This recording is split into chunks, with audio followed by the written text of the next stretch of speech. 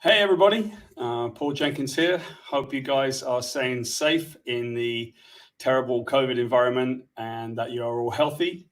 Once again, I'm here to chat with my great mate, Kevin Eastman. So without further ado, there he is in California. Hello, everybody. How Hey, you Paul. doing? You doing good? I like the new. I like the new. I was gonna say I like the new show graphic you came up with. So by episode 3 or 4, we'll have theme music and stuff, right? Yeah. Yeah. No, that was great. So happy to be here. This is awesome. Week Well, 2. we almost look like we know what we're doing. Hi Jesney, hi Nolan. Hope you guys are doing great. So Kev, you and I have been sort of jonesing about talking about certain things. This week we get to talk about something pretty cool, which is the toys, and also some of the merchandising and the cartoons and how all that tied in. So I think it's a really interesting conversation, but to kind of open it up a little bit, just as a refresher for anybody that had never heard this before. I happened to be a young kid making my own way, and I ended up going to work for these guys I met that had created a black and white comic, and it was the Ninja Turtles, and it was crazy. And so we're talking about some of the old days and that, and Kevin and I had very different perspectives because Kevin was the creator of the Ninja Turtles and I was a little punk snot-nosed kid.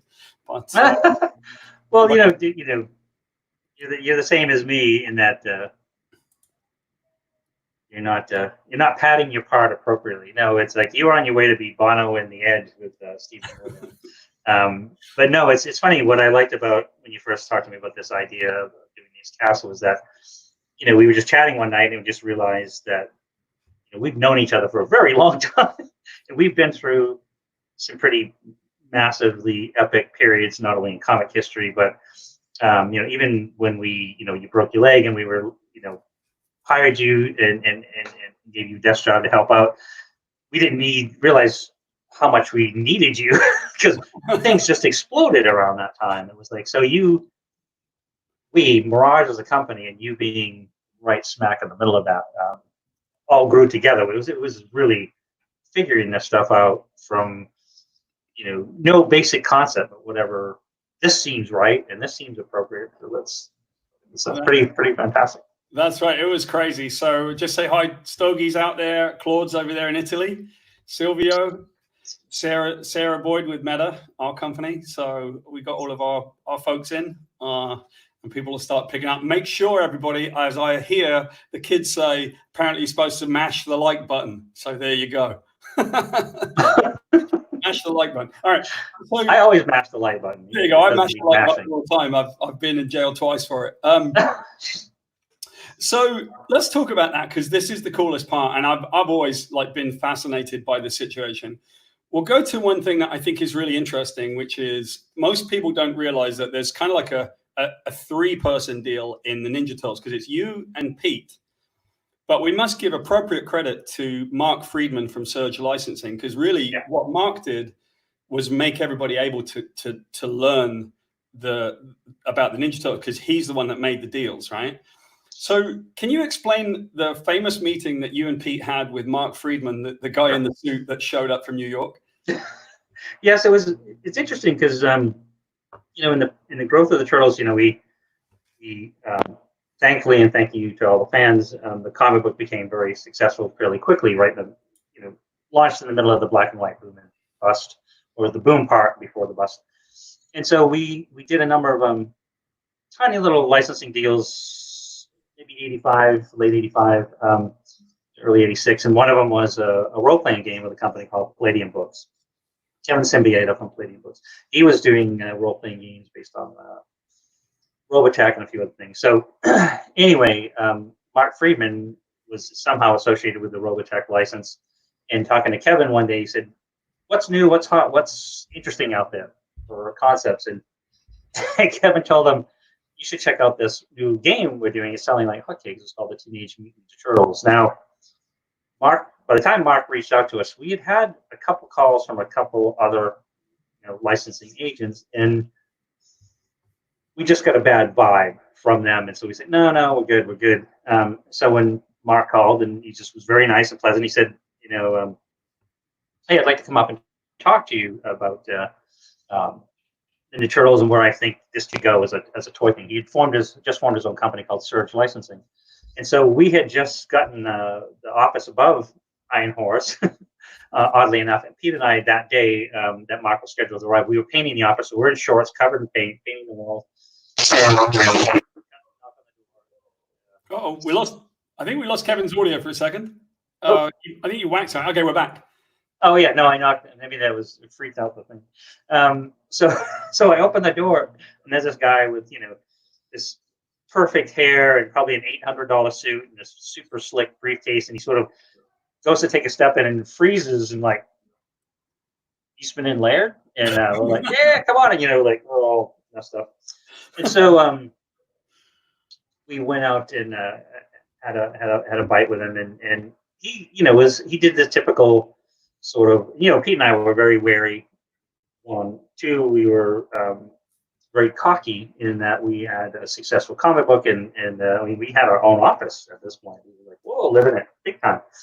And we were most importantly well aware of the giants that we stood on the shoulders of the guys that didn't profit from the success of the characters and the creation. So we were very reserved. So he said, 5-year deal and this and this and this, and I'll make toys and all stuff. And Pete and I were like, I don't know. We're not doing that kind of thing. But by the time the lunch ended, and everybody talks about this deal signed on a napkin. I think even Mark says that. And to my honest and sincere, and he can correct me if he hears this, but I don't recall anything being signed on a napkin at any time. But we just said we'll give you 30 days, and in 30 days, if you can come back to us with something interesting that we think is something we want to pursue, we'll give you another 30 days. And so within 30 days, he had gotten some interest from Playmates Toys, and there was a few other things. And so we continued. By the end of the 6 or 7 month period, we ended up signing a short-term deal with him, but it was a deal enough that he then would fully represent putting the structure together, which is toys don't get made unless it's an animated series, using that 22-minute commercial. And so licensing agents at that time got around 33 and a third, not around, they got 33 and a third. So as you started off saying, it was a 3-way partnership. It was Mark, Pete, and I as a 3-way partnership in the Turtles, and that's how it was started. Yeah, that's cool. I mean, maybe some of these stories are apocryphal because obviously stories always get better in time. Like my stories are brilliant now. They weren't anything, but they're great now. But if you think about it, like some of these are somewhat apocryphal stories. Having said that, there's still some truth in it, right? Because I seem to remember talking with your attorney one time, Michael Weiss, and he was explaining to me about how an original deal that was signed is like nowhere near complete. So whatever it was that you did do with Mark was not really the first contract. And then after a while, it takes a while. So I think maybe there's some truth in the fact that the first deal isn't really thought out very well. Like, we'll split it in thirds, let's see what happens later, right? That's kind of a crazy situation. So here's one of the apocryphal stories. Tell me if I'm wrong about this, because maybe I am, maybe I'm not. I seem to remember hearing when I was working with you that when Mark went down to Los Angeles, he kind of wanted to get the toy and he wanted to get the cartoon show or something. They needed to get a cartoon at some point because the cartoon would sell the toy and the toys would be a good thing for the cartoon to kind of go behind. So he needed to persuade, was it CBS or was it a production company that he needed to persuade? Was it CBS? CBS came later. We actually, one of the few shows around that time, it was really TV and cable and all that stuff was pretty much in its infancy. So we were one of the shows that actually started in syndication. So it was first broadcast on cable channels and then later went to CBS. But no, what's interesting about Mark is he was actually a great teacher, and he was very thoughtful, and he was smart in his approach. For example, I remember him telling us clearly when he was looking for the toy company, which was part of his trip to Los Angeles. He had spoken to Playmates, and he said, the first line of thought would be like, hey, maybe we go to Mattel or Hasbro. but he said you have to be careful because a lot of times if those guys will take an option on a property, they'll write you $100,000 check to take an option on a property and just never develop it. They don't want to have it on the shelf to compete with what their own boys action figure lines putting out. And so when he chose Playmates was basically known for preschool toys, dolls, and those kind of things. And they were successful, and they wanted to take that huge step into the boys action figure market because that was the brass ring, so to speak. So he had them on board in discussion, and the part of it was like chicken and egg thing where they committed to say, well, we need an animated show to support it, so we'll put up.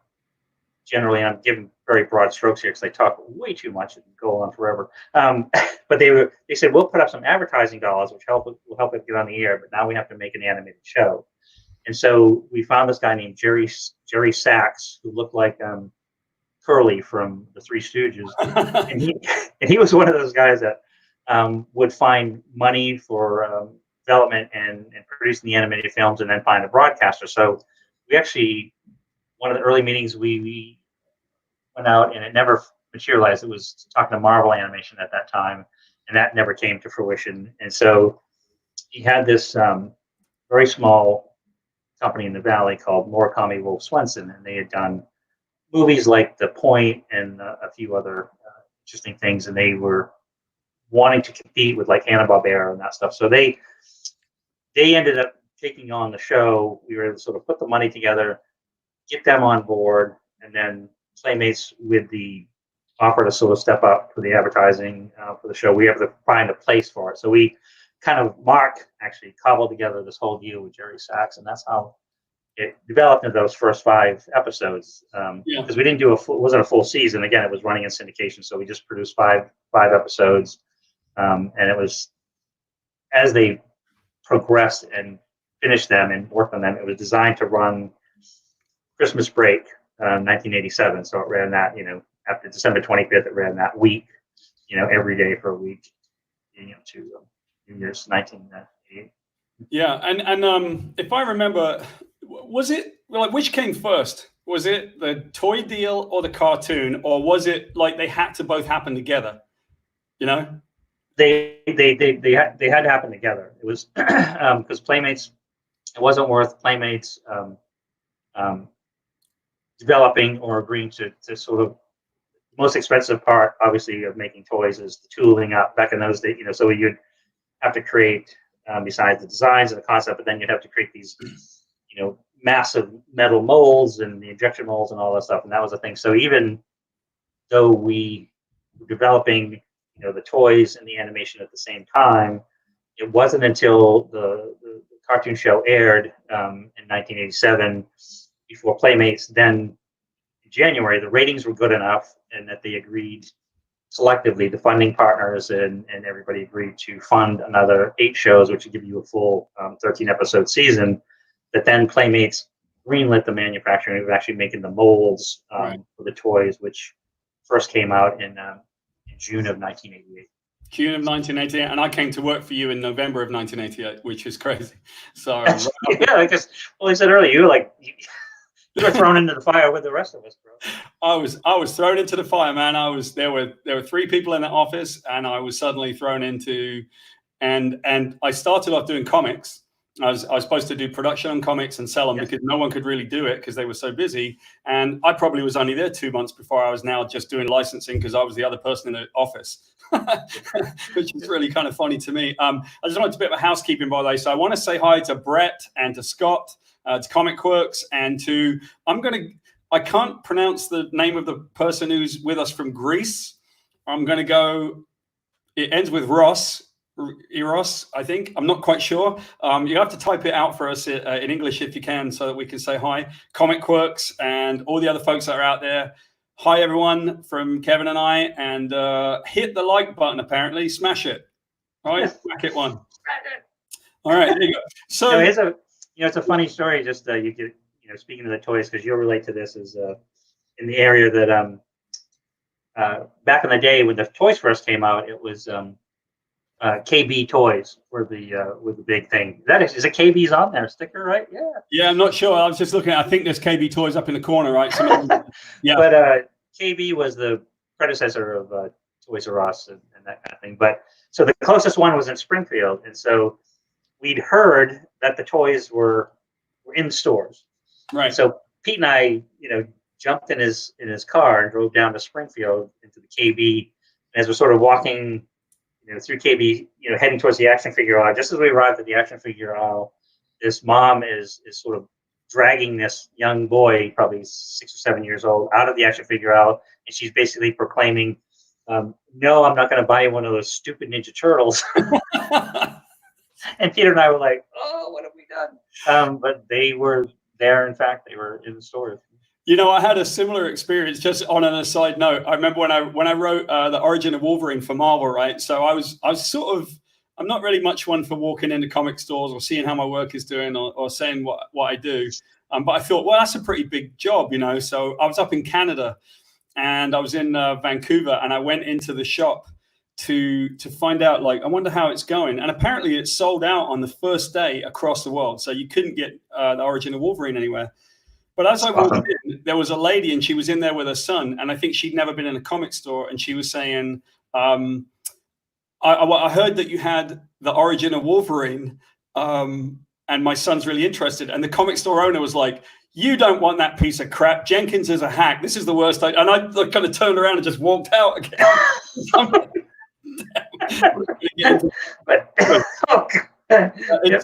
It's beautiful, man. I love that, and it's like, and we've chatted about this before. Is like, especially in the early days, I remember a few times going to conventions very early on, and somebody would come up and want a book autographed with their mother in some cases. And I just remember this one lady in particular. She was looking down, and I'm signing this child's book. She goes, "What are you doing that for?" And I said, "Well, I'm one of the writers, and I'm one of the artists on this book." And she goes, "What? People actually write these things? I thought they were just stamped out in a factory in, China or something. I don't know." She said, "I didn't know people actually did this for a living." And she goes, "Do you make a living doing this?" And we're like, "Well, not a good one, but we're paying our bills." Anyway. We love it. Well, so we go back then, right? So actually somebody brought up a good point. Our pal, Nolan Bradley, brought up a point that one of the first licenses you had, and I remember there being maybe an apocryphal story about this, but wasn't there a problem because you had the lead figurine or the miniature figurines license? Didn't that create a bit of a problem with the toy license? Because I remember it from being in the office, and I seem to remember that we had some things that we couldn't do because those people had the license. You're right. No, it's a good. I'm glad you brought it up, because it was it was one of those things that and I still have a bunch of those toys, but it was back in the early days, again, 85, 86, role-playing games were huge. And you could buy, mostly in hobby shops, those kind of things, you could buy little lead figurines, and they were sort of HO scale. So they were just sort of 35 millimeter. I'm not sure exactly, but there would be these little poisonous lead figures that you could buy and then paint and sort of use them as part of your role-playing game and stuff. And actually the funny part is the company was called Dark Horse Miniatures, and they did quite an extensive line of like characters, like all the main characters from Triceratons to all the turtles and all that kind of stuff. But I think it was one of the categories that when we started negotiating with Playmates is like they wanted everything from every single miniature scale, action figure size, larger size, plush, everything. And so that was an issue with them for a while, is that they wanted that part of it. We negotiated with Dark Horse, and then unfortunately, as business things do, they ended up going out of business not too long after that. Yeah. So I'm bringing up on the screen a few toys. This one's actually later. Obviously, this is sort of like I don't know when that one was. That looks like I don't even know if that's a toy. I think it's just someone made it. But look at some of this stuff that I found, man. Right? Oh, that's great. Well, the one you showed first, that was from the 2012 Nickelodeon animated series. Yeah, which is great. And what I love about this series, because you have these days so many artisans that will take existing action figures and repaint them or restylize them. Somebody sent me actually pictures of like turtles made into a full cast of Walking Dead characters and stuff like that, which I love it. But you got to go to this next slide because this is. So this is brilliant. So in scanning the internet, in scanning the internet, mate, I'm looking around and Stogie and I are just kind of looking for stuff, right? And I found a bunch of peaches. This one Stogie found, which I think is brilliant because some of these toys got wacky for a while, man. Oh, seriously wacky. This is April in 90s. No, it's either aerobic stuff or it's either she's Tarzan or it's aerobic, but I can't work it out. Well, what's funny is like, even when essentially when they first did the original SKU, which was Four Turtles, Splinter, Shredder, Foot Character, and April, and Playmates, from the very get-go was female action figures. This is a boys' action line, so female action figures don't sell at all, which I'm sure is true, certainly for that time period. And so they would short ship it. So they say out of one box of X amount of toys, there'd be say 2 or 3 sets of turtles, a couple of splinters and things, and then only put one April in. And so for the hardcore collectors, suddenly, April becomes really collectible. And I don't think even Playmates knew they did it at the time they did it. Each time they reissued an April, they would change something in it, like either, no stripe on the yellow jumpsuit or 1 stripe or 2 stripes. And so those are also really valuable. So I think they kept trying to reimagine April into an interesting character. So I think this is one of those, this is a later version where they were like, yeah, she'd be like a April Jungle Girl kind of thing. But, even... Is she April Jungle Girl or is she April like aerobics girl? I can't work out what they're doing here. I don't know, but she's got a nunchuck and she's saying "scoop this" on the side, and whatever. It was even funny. Like in the first version of April, you look at the blister pack, and up on the top here you see where she's doing some kind of kick. They would have April in a yellow jumpsuit with a gun shooting at something, and I'm like, yeah, no guns, right? No guns. Oh goodness. But yeah, there was some pretty awesome ones. Yeah, so these ones are sort of like, we found a bunch of old pictures of the toys, but ultimately we kind of went looking for some of these things because first of all, it's hard to even think about the fact that back in the day, and we'll talk about it in a minute, sure, we had that toy cupboard, right? And so that toy cupboard was chock full of these things. And nowadays you think about it, you're like, some of these things are worth like, $3,000 and some of the, I found one of them, which is the sewer playset that's worth like an absolute ton of money. But we would just get these shipments of them because I think Playmates had to send them all to us. And so there'd be these giant boxes and we kind of wander them in the toy cupboard and go, we can't fit all these toys in the toy cupboard. Let's just give them to people and stuff. And they were just going out the door. And man, you think about it now, it's like. Yeah, because it was like, and that's, in the collector's market, which, we really didn't pay that much attention to. And actually, I'm wondering when this van was, because this might have been an early version or maybe later version, because it's different. I don't think they ever made that van exactly, but I may be wrong. But I think it was completely changed. Yeah, I seem to remember this van, but I'm not so sure about the suspect artwork on the front of the thing because April looks a bit weird in that one. Well, they always have some weird substandard drawings, which Playmates really liked. Pete and I didn't like some of the artwork on them at first, but we grew to like it. It was fine, but but it's funny, like especially the hardcore collectors, like when they did the first 1988 Turtles, they had what they called soft heads, which was the turtles had a kind of a squishy rubber head that they would sort of plop onto a little pin that would hold it in place. But they were having problems with getting a lot of complaints from moms and dads that the child would pull the head off the toy and you just could not get it back on. No matter what you did, it would not get it back on. And then there was also the little soft head was a perfect chew toy for any family pets and stuff. So the family pets would be chewing the heck off it and stuff. But those now are some of the most valuable toys, is finding some of those original. Yeah, some of those are mad. I just want to say hi to Scrat and Taka and a bunch of other people that are showing up. Thanks very much for coming to hang out with us. This is a blast. We'll answer as we go. We'll try to answer a few questions. And we Kevin and I are going to show you a couple of things, including a very special cartoon that's very special to Kevin and I, and we'll show you a little bit of that stuff. But we'll go through the toys at first, because some of this stuff was whack. Let's take a look at some of this stuff, right? That's Bebop and Rocksteady and Splinter riding around in, what was that car? Do you remember? Was it the Shell Cruiser, or what was it, that thing? Well, it was it was it looks like a early Cadillac, 1950s Cadillac. Yeah, it's like an old But Caddy. I may not be 100% right, but I'm probably not too far off. Is one of the things back in those days that sometimes was happened between toy companies, manufacturers, and those kind of things, is that there might be a mold for a particular car or vehicle or things like that. In particular, when we get to the pizza thrower thing, that they would buy the mold from that company, then turtleize it into a turtle vehicle. So the fact that Bebop and Rocksteady and Shredder are riding this, turtleized, 1950s Cadillac looking thing was just absolutely genius. I love that. That was I think it's really funny.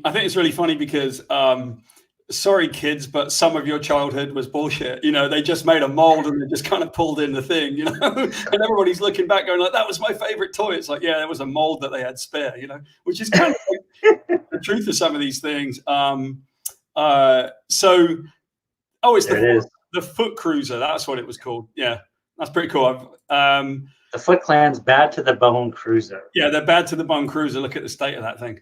I love it. They're a attack vehicle.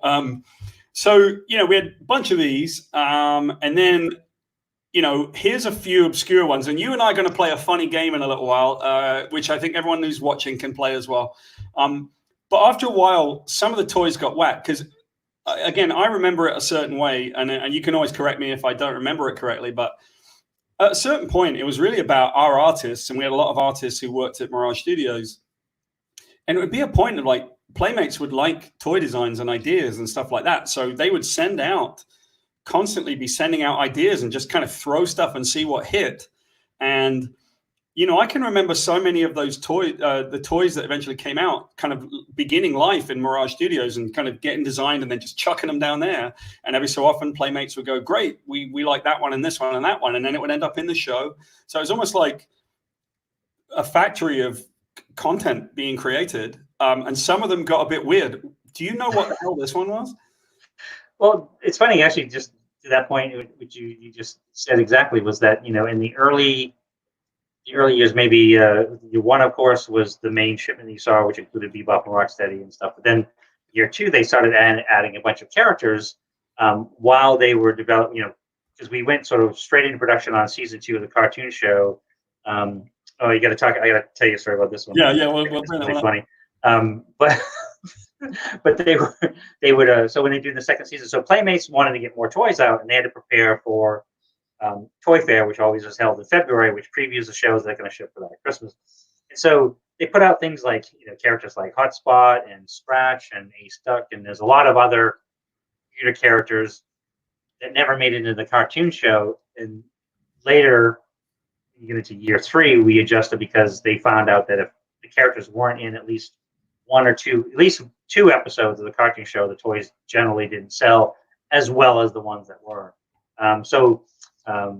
There was a lot of design stuff that we did early on with John Handy and Kyle Aronian and those guys that came up with these kind of characters. But then later, as more and more Mirage Studios artists, Mike Dooney, Ryan Brown, Dan Berger, Steve Levine, and all those guys, we had approval of all that stuff. So we asked the guys to submit ideas for new characters. So there was a real group effort, as you just clearly said, for pitching ideas. But it was one of those things that was, again, chicken and egg, where Playmates would go, we like these ideas, and if it gets, if it's included in the animated show, then we'll make the toy out of it. Otherwise, Yeah. And you can never guarantee whether it will be, but obviously a lot of stuff, because they're trying to churn through content. And so they needed a bunch of new characters. By the way, I really like Brett's comment here. I remember when Robin Hood, Prince of Thieves reused the Ewok playset for Sherwood Hideout, which is pretty tremendous, I got to say. Can you imagine? They got the Ewok thing and they went, we need something for Robin Hood, Prince of Thieves. How can we make merchandise for Robin Hood, Prince of Thieves? You know, I love that idea. That was such a bad movie. No, it was actually we were cleaning out, doing some cleaning in my dad's basement recently within the last year, and so he had just stacks of toys and stuff because he would have them around to give to the nieces and nephews and his grandchildren. And this was one of the ones I pulled the shelf and I said, it's got a hot spot in mint condition. I go, whoa, this is like worth like $900 right now. This is you can find this one. He's like, really? But no, speaking of show the next slide because this is a really so let's take a look at this monstrosity, which by the way is freaking awesome. I actually love this thing. Yeah.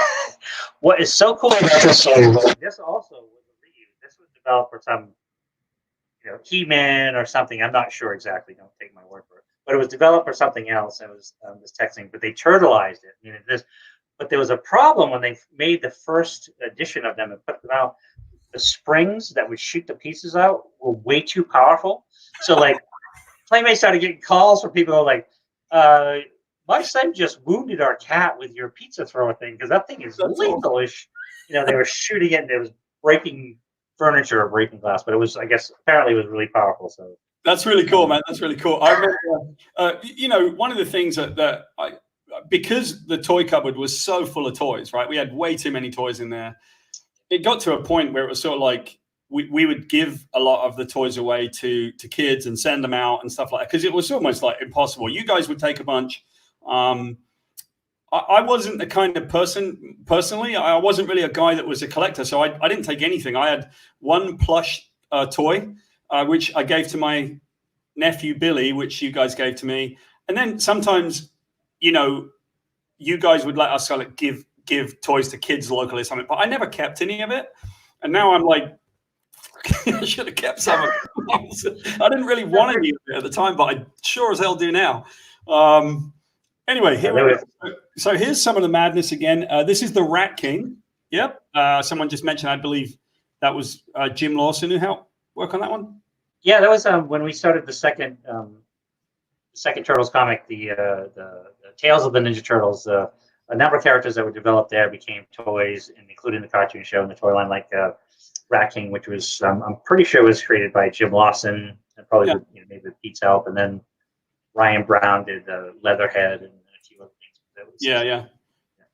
things. Got some gun show. I got to be honest, man. I don't remember that one at all. Do you? This I think there's turtle fans, especially super turtle fans out there that know so much more than I do. But I think this was based on a character that Mike Dooney created for one of the comic books, one of the ongoing Mirage Studios comic books. Okay. Not 100% sure, but I think it was then later included in the show because it was sort of things that were, so many things crossing over at that time. Yeah, and one of the things that was kind of interesting, again, this may be an apocryphal story. I'm just kind of going from my memory of things that were told to me when I was there and all of that. Was that at the time that Ninja Turtles started, really action figures were being seen as like, maybe it's not really, they're not going to be any good ones anymore. Or maybe the whole thing of action figures is dying, but Turtles kind of put a stop to that. Is that true from your memory of it? Well, it was, and again, in the most broadest of strokes, I guess I would say that I remember that around the time when the Turtles came into the marketplace, Pete's Triceratons. Oh, I love this one. Look at that one. That's one of my favorite. I'll talk about that one in a second. Yeah. Krang with the android body. Yes. That's so awesome. But around that time, G.I. Joe ruled the toy aisles, Masters of the Universe, that kind of stuff, and I think it was kind of waning a little bit. And I think what the Turtles did is they brought in a whole new audience into the toy aisles, and that sort of opened the market back up. But I don't want to take credit for something that just because I think those kind of things go in ebb and flow, and sort of remember when like Silverhawks came out and that was a thing, or Power Rangers and those kind of things. But it's sort of it goes in fits and starts. But the Turtles sold as we used to say in Maine, they sold a shit ton of toys. So. Yeah, they did. A shit ton, and it was sort of wacky at a certain point because it felt like I felt completely overwhelmed by watching this thing happen sort of around us. I can't imagine what it was like for you and Pete to some extent it was okay because you guys were pulled out to go do the rock starry kind of things and talk on, there's a lot of stuff you would drag to, but just taking care of it and signing licensing deals and making sure stuff was happening. There's a ton going on. And I remember just toys flying in and ideas flying in and merchandise flying in. We're going to get into merchandise in a little bit because that stuff is cool. I got some fun stories in merchandise because I had a little bit of input into how that stuff worked, right? Oh, yeah. But so I like Keep It Thorough Comics says, my mum would be because I hit her with a pizza from the pizza thrower.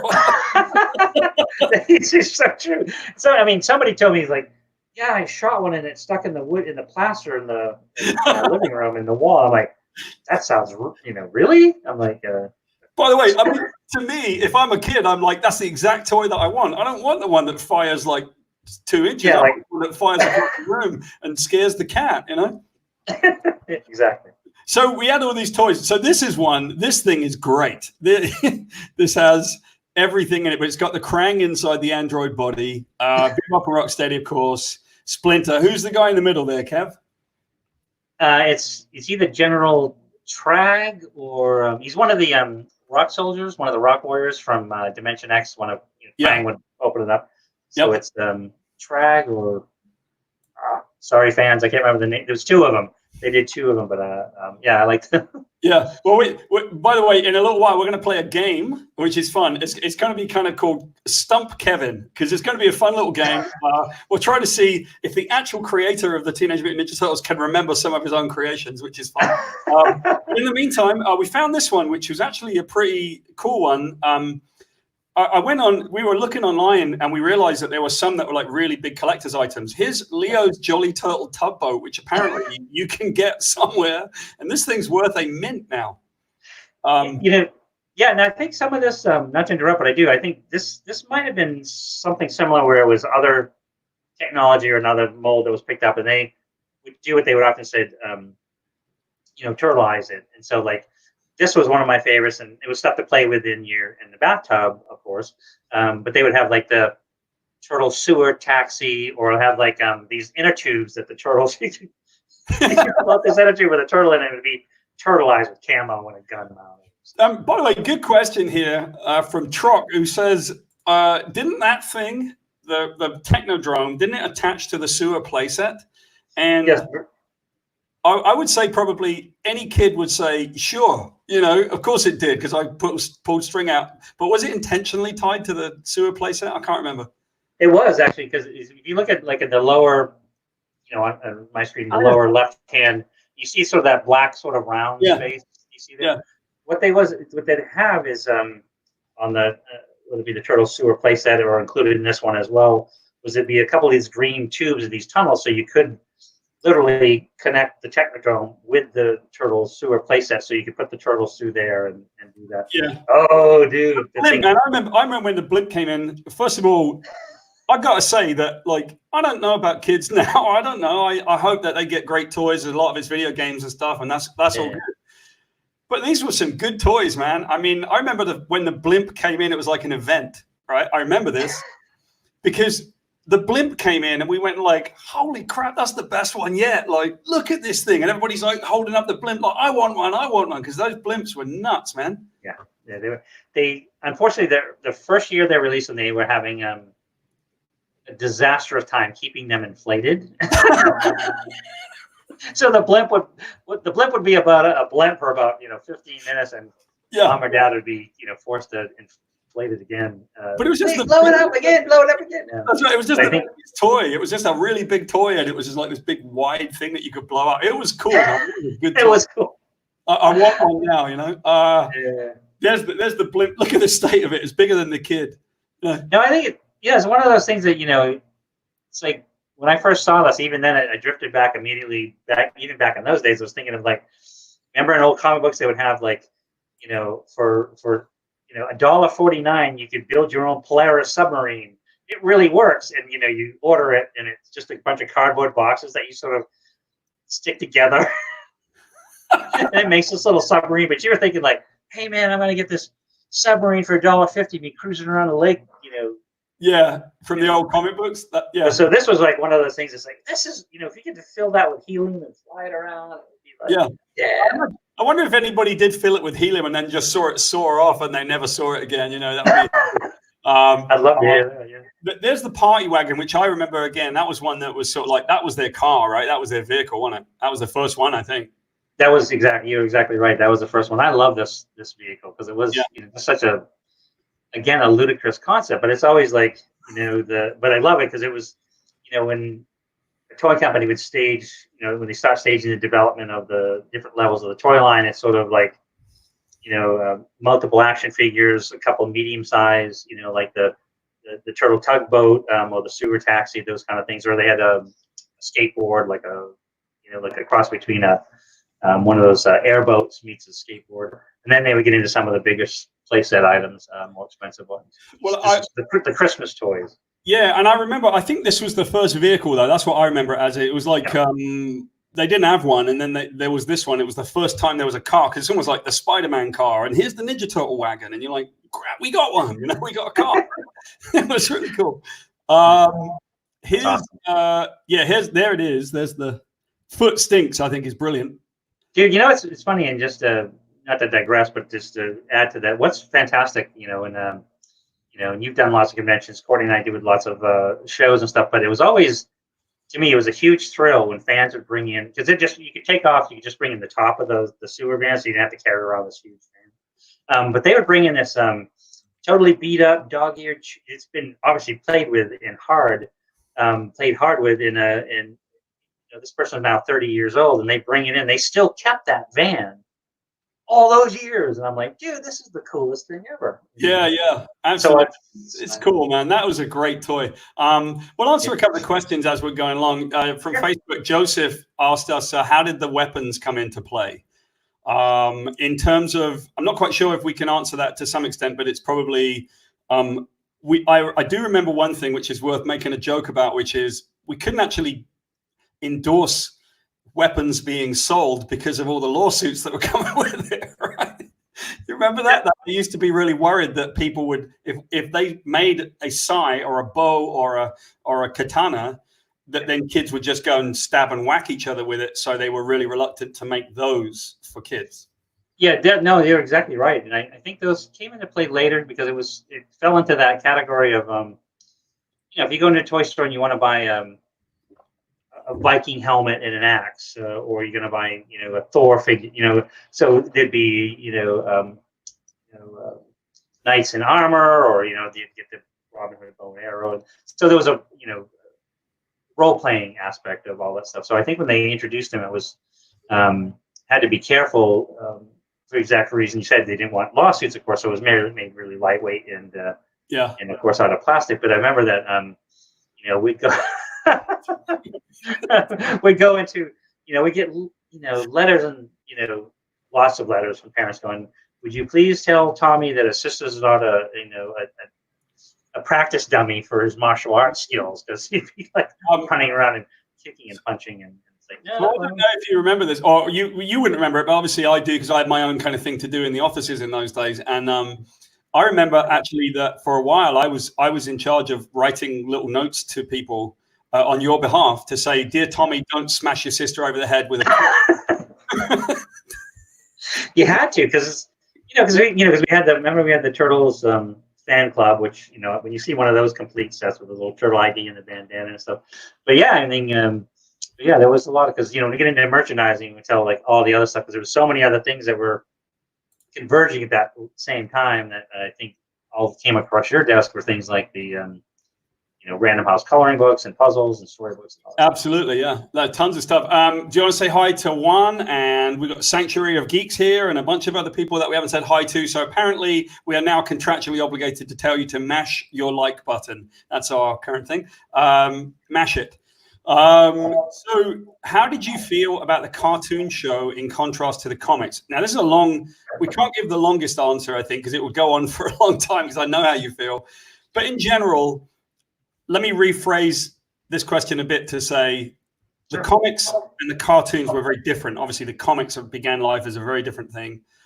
And at a certain point, I know the story very well, that you and Pete were faced with the idea of, we're going to make a cartoon, but it has to be different. And they're going to have different colored headbands and toys. How hard was that for you guys to wrestle with, mate? That was Well, it's a great question, and it's because and I remember it was one of those things that even as that came together and actually became a thing, we had this sort of repercussion or backlash with some of the original fans that loved the original black and white comic book. They go, "Oh, you guys sold out, you did whatever." But Pete and I resolved it, and I maybe glossing it over a little bit more these days. But I remember that the concept was basically this: is that we had the black and white comic book that we built and designed, and we wrote it for ourselves, and that was the original Turtles. And it was written for an older audience, specifically, again, ourselves / an older audience. And so in the cartoon show, when the opportunity came, we knew specifically that it needed to be written down to a much younger audience, say 4 years old, 5 years old, 6 years old, 7. So any of those decisions to whether it be soften the origin story, change the foot soldiers and the robots, because you can't have turtles running around with sharp cutlery hacking up humans on Saturday morning TV, to even things like the different colored bandanas, because that was one of the questions I remember. Peter and I were sitting in the room talking to it was either the animation company or the toy company or maybe even both, and they just said, "Well, how do you tell them apart?" We said, "Well, the weapons, duh." Because it was a black and white comic book, and even the first color cover I did was for issue 5, and I put them all in red bandanas. Yeah, they all had red bandanas, right? Yeah. So it was actually Pete's idea. He said, "Well, why don't we do different colored bandanas and then match them up with orange being silly for Michelangelo, blue kind of a regal sort of royal color for Leonardo for the leader, and then Raphael raging red, and then Donatello with the the bow staff as a kind of a priest like." Hold on a second. I'm going to interject something because you know that I love Donnie, right? That was my favorite Ninja Turtle, and he's always an afterthought. You're like, yes, regal for Leo, and really angry and silly for Mike, and I can't remember for Don. It's like, well, Donnie was purple, but it's funny because like I said last time, like Donatello was almost named Bernini, so no, yeah, but I know he's an afterthought. Poor old Donnie. So a lot of the stuff, just to wrap up, is we worked on it because that was the thing that again, standing on the shoulders of our giants, the same that inspired us. We knew the guys that the creators, the people that didn't have control or have say over their creation, not only for content, how they adapted them, and what they did with them, or profit from them. So we were pretty adamant that we wanted approval of a final look, final say, and even like in those early, David Wise cartoon scripts, David Wise, Patty Howarth cartoon scripts, that we wanted approval over the treatment, the treatment, and the final script. So we wanted that control because, and again, we were kind of cocky because we had a successful comic book. I think around those days, I think we were selling between 80 and 100,000 black and white comic books, and so we were just like we were making enough money, and so we just said, "We're going to do this. We're going to do it our way, and we want to prove it." Well, it didn't hurt that you guys said to do it our way, because I've always maintained to anyone that asks me about it that is the reason why Ninja Turtles had longevity, because it sticks with the creators, right? You look at these projects, and I'm a big creator friendly, thanks to learning this from you guys, that the creators are the lifebloods of all of these things. And had it gone to a corporation early, they never would have had the success that they had. It was because of what you and Pete did and what we did at Mirage is what made it work. Let's digress for a second, because we're going to finish out with some of these images. This one, this is, I think, isn't this like April's like boss or something? This guy. This was, it's funny because we had after about the first year, going into the second year of the cartoon show, we had I'm trying to say this carefully, legally. We had ongoing difficulty with the animation studio. Who would claim, they did a lot more than they actually did, content wise and stuff. But this was one of the characters. And so when we sort of finally giving up, and then so if something becomes successful, everybody wants to sort of carve out their bigger piece of the pie. And so when it came down to a long legal discussion, that we said, these are the characters were created, and this is what's owned, and this is what we will continue to own outright as Mirage Studios. going forward, we carved out the ones that the animation studio owned. This was one of them. It Vern, Irma, and something else were just April's friends that worked at Yeah.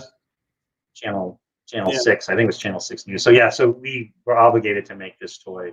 I think it's beautiful because the guy literally like, hey kids, your action figure has a hamburger in his hand. It's like, damn, dude. Looks like Kevin James from King Yeah, it's like Kevin James. But I'll say it for you because I know you're too polite to say it. One thing that I remember just really vividly, and we'll get into this in future talks.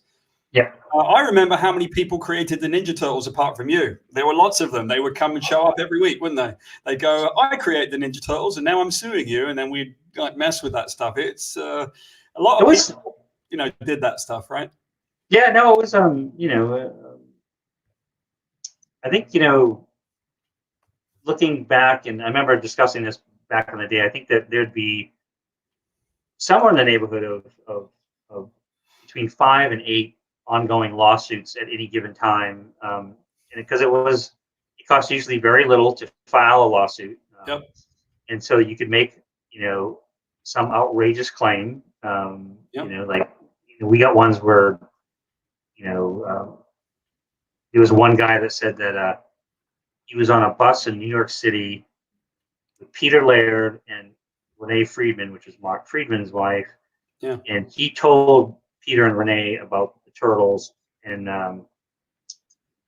they gave him a briefcase with like $100,000 or something. He had no idea it was going to be this successful, so he wanted his money. And again, there was some that were just even more outrageous. But if you we're saving some, Kevin, because we can't do them all today, right? Because we're going to do them in future. And I kid you not, like the most fun that you guys out there are going to have is the week that Kevin and I do the one about all the crazy shit. Because it's not crazy for a while. That's going to be the 6-hour telethon. It's going to be a 6-hour telethon because once you start talking about how much crazy was surrounding the Ninja Turtles in those days, let alone other stuff that I don't like. There's been some. I mean, we're going to do one about conventions and comics, which I'm really looking forward to, because so many crazy things happen at conventions. But because we love the fans, right? But there's some madness and craziness that surrounds it. So we'll pass it by. Suffice to say that Toon Burn was not exactly a massive contribution to the world of Ninja Turtles. It got wild for a while. Here's Crazy Cowboy Don, which is, at a certain point, the Ninja Turtles are a little bit like Thomas the Train, right? So yeah. I noticed about Thomas the Train that after a while, really what Thomas does is he drives around, he gets derailed, and then he acts like a dick. That's basically Thomas's MO, right? He drives around on his tracks, he gets derailed every so often, and he fails. But after a while, the toy company are like, what are we going to do? So they do an episode in which Thomas gets splattered with paint, and then there's paint splattered Thomas as a toy, right? Yep. So after a while, we had a lot of different ones that came out, and there would be like the Wild West one and the sports one and all kinds of versions of the Ninja Turtles. This was one, and this. Oh man. What's funny is actually you mentioned Thomas. Our son Shane is when he was a kid, that was flat out his favorite toy. We watched constantly. We watched Thomas constantly, all the movies, but he had all the wooden tracks and all the stuff and all the stations and all the different toys. When they come out a new one, it's like we need Bernadette, or we need Steven, or we need the new train that says. But yeah, when it's as the toy line sort of progressed. It was a bonanza for Playmates in the sense that if they put out a theme line, and it's all 4 turtles, then if the collector, the fan, even the kids, the general play kids, will want to have all 4 of those characters. So like the Wild West Turtles, you had 4 Wild West Turtles, or you had the Punk Rock Turtles, or you had the Sports Turtles. One of my favorites was they did a version of Star Trek Turtles, Universal Monsters Turtles. So. And that was the thing. So if you put them out in the theme, you got 4 turtles, and you're trying to sell all 4 turtles to those collectors. So that was that was always and that's like in the turtles, outsold every other secondary character. I mean, there was some crazy one. Jasneet, Jasneet, listen, we're going to get to this, okay? Because this stuff about people. I promise you, the crazy that you're asking about, we have so many crazy stories for you guys. You're not going to believe it. And I mean, I can't even imagine. I know Kevin's crazy stories, and every time that he and I talk, which is where this idea came from, we end up saying, "Did you know I did this?" And I listen in awe as Kevin tells me something crazy. So we will get to these, I promise, but not necessarily today. So as we go through all of this, while you're going through all this toy stuff, the fact is, you gotta admit, you have to say some of your favorite toys, Kevin, because I can tell people a couple of mine. What were a couple of your favorite toys that you had from the Ninja Turtles? Well, it was it was definitely from the first year it was obviously the original Turtles, and I thought Bebop and Rocksteady were done great as toys. I liked some of the more themed ones later on. Again, the Star Trek toys, or they did a superhero version, or the Universal Monsters were fun. But there was one of my favorites is they did a larger sized android body Krang that had the Krang you sort of put in, but it stood close to what it was actually actualized in the cartoon show. But yeah, some of the vehicles and some of the stuff that it was fascinating. Actually, just popped into my mind. I remember once we were sitting in a brainstorming session with playmates, and Pete, when he was younger, liked the remember those troll dolls? You'd have like this weird looking troll with the big hair. Yeah. And so he said, "Why don't we do troll turtles?" And I just laughed. I said, "That is the stupidest thing ever." And playmates was like, "That's awesome!" And so they ended up doing the troll turtles, and it just sold like gangbusters. I remember those things. Those things really were popular. They were really different, and they had little gonky. We call them gonks in Britain. They had like this little fluffy hair that goes up, right? Yes, exactly. Yeah, and they were so popular. They did the smaller version, but then they did a larger version like later, like the full, like a 12-inch thing, and they sold like gangbusters. And it's funny. My wife Courtney, that was like we saw one at a convention, and Courtney grabbed it. She's like, trolls were her favorite when she was a kid.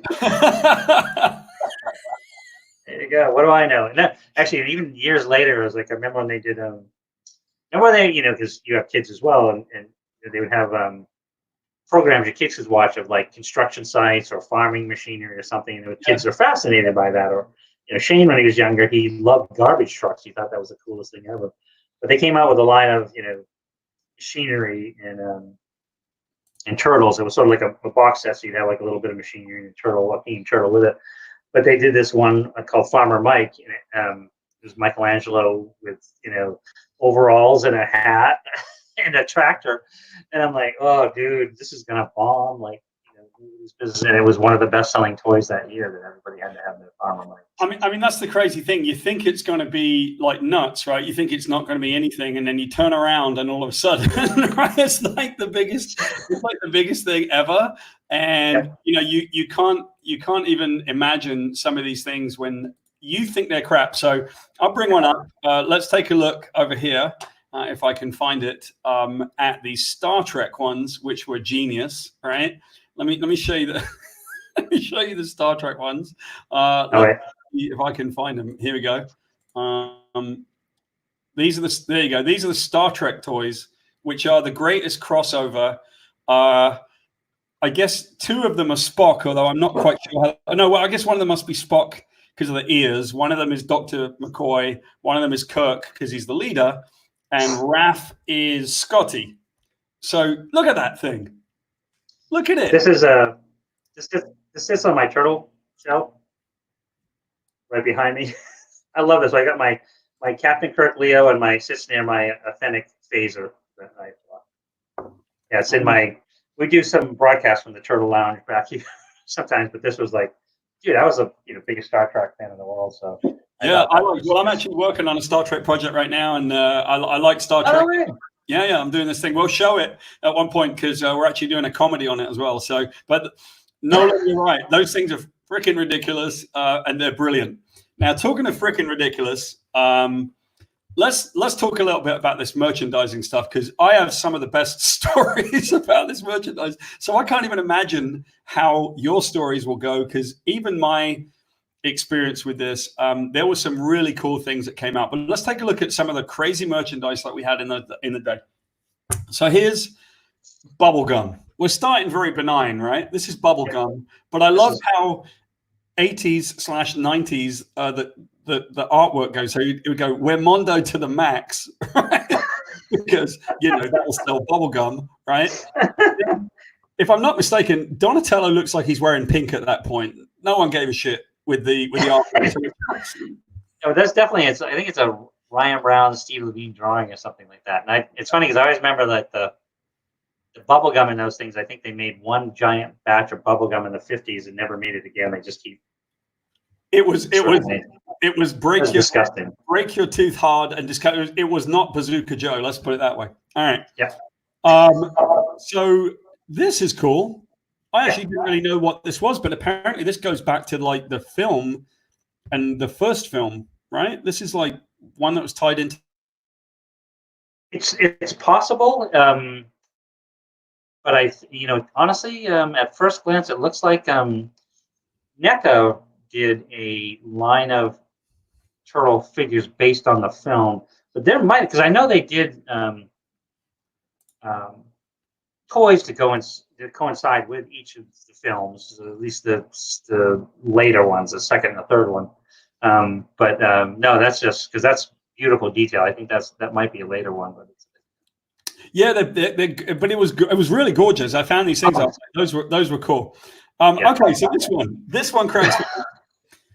So I'm not quite sure where they were coming from, although I got to admit, not a bad idea. They basically, this is the skin for the Konami arcade game, right? Yeah. And the April, they sort of went, all right, Turtles, check. April, check. Let's not draw her. Let's do the typical arcade thing. Let's get a hot girl and we'll take a photo of her and we'll just chuck it right in the middle of it. And that's how they did with this. And then, I gotta say, I look fondly on this thing. This thing was great.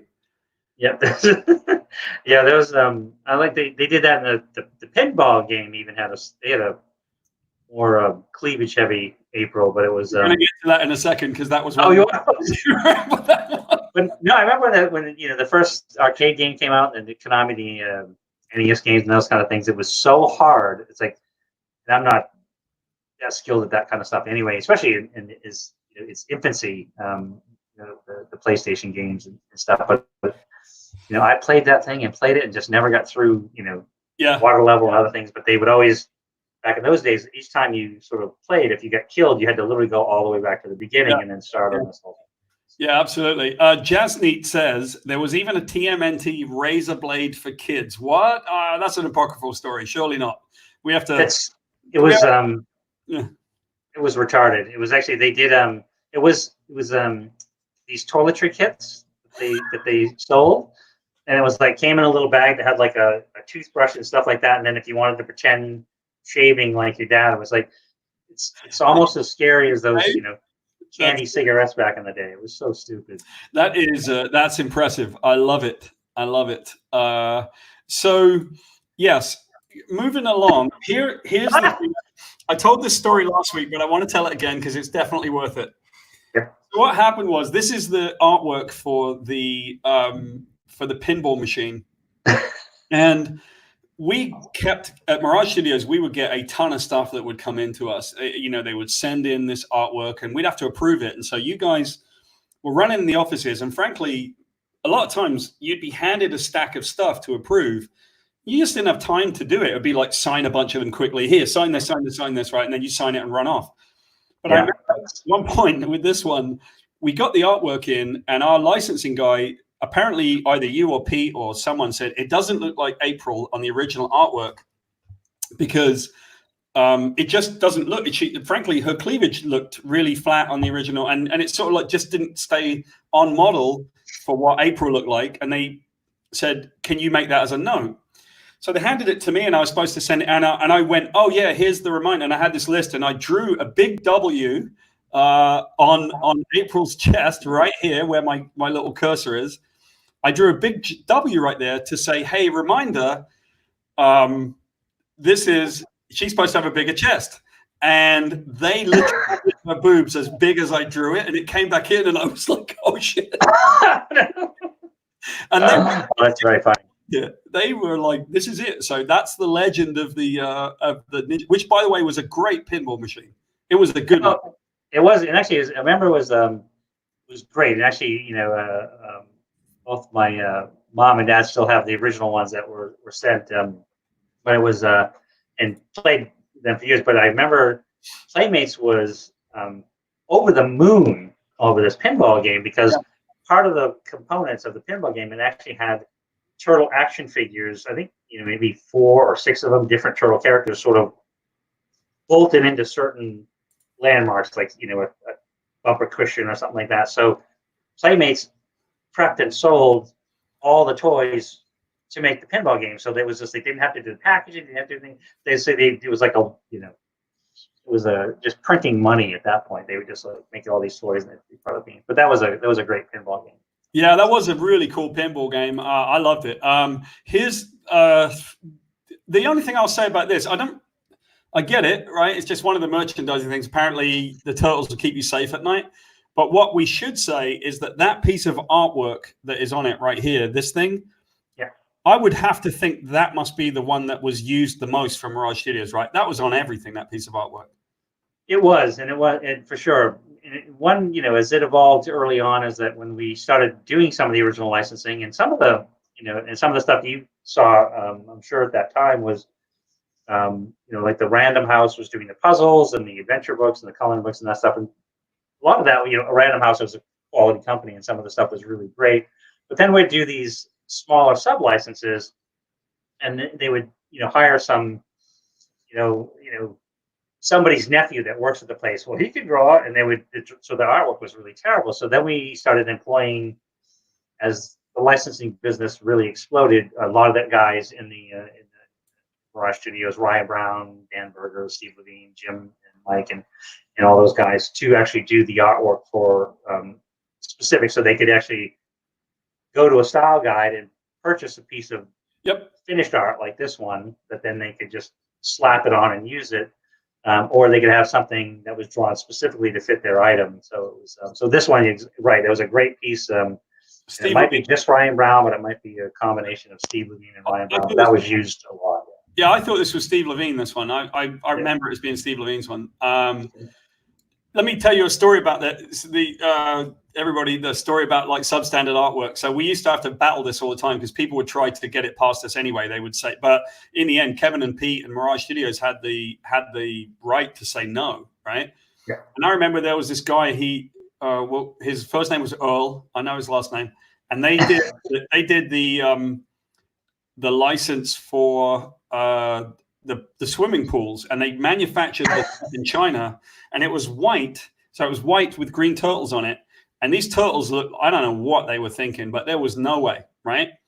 Yeah. So this guy tries to ship it in, and I think Mirage as an entity was really frustrated and said, no way, no way. Mark's, Surge Licensing said, no, you can't do it. And the guy kept calling up and whining and going, no, you're killing me here. You're killing me. You're killing me.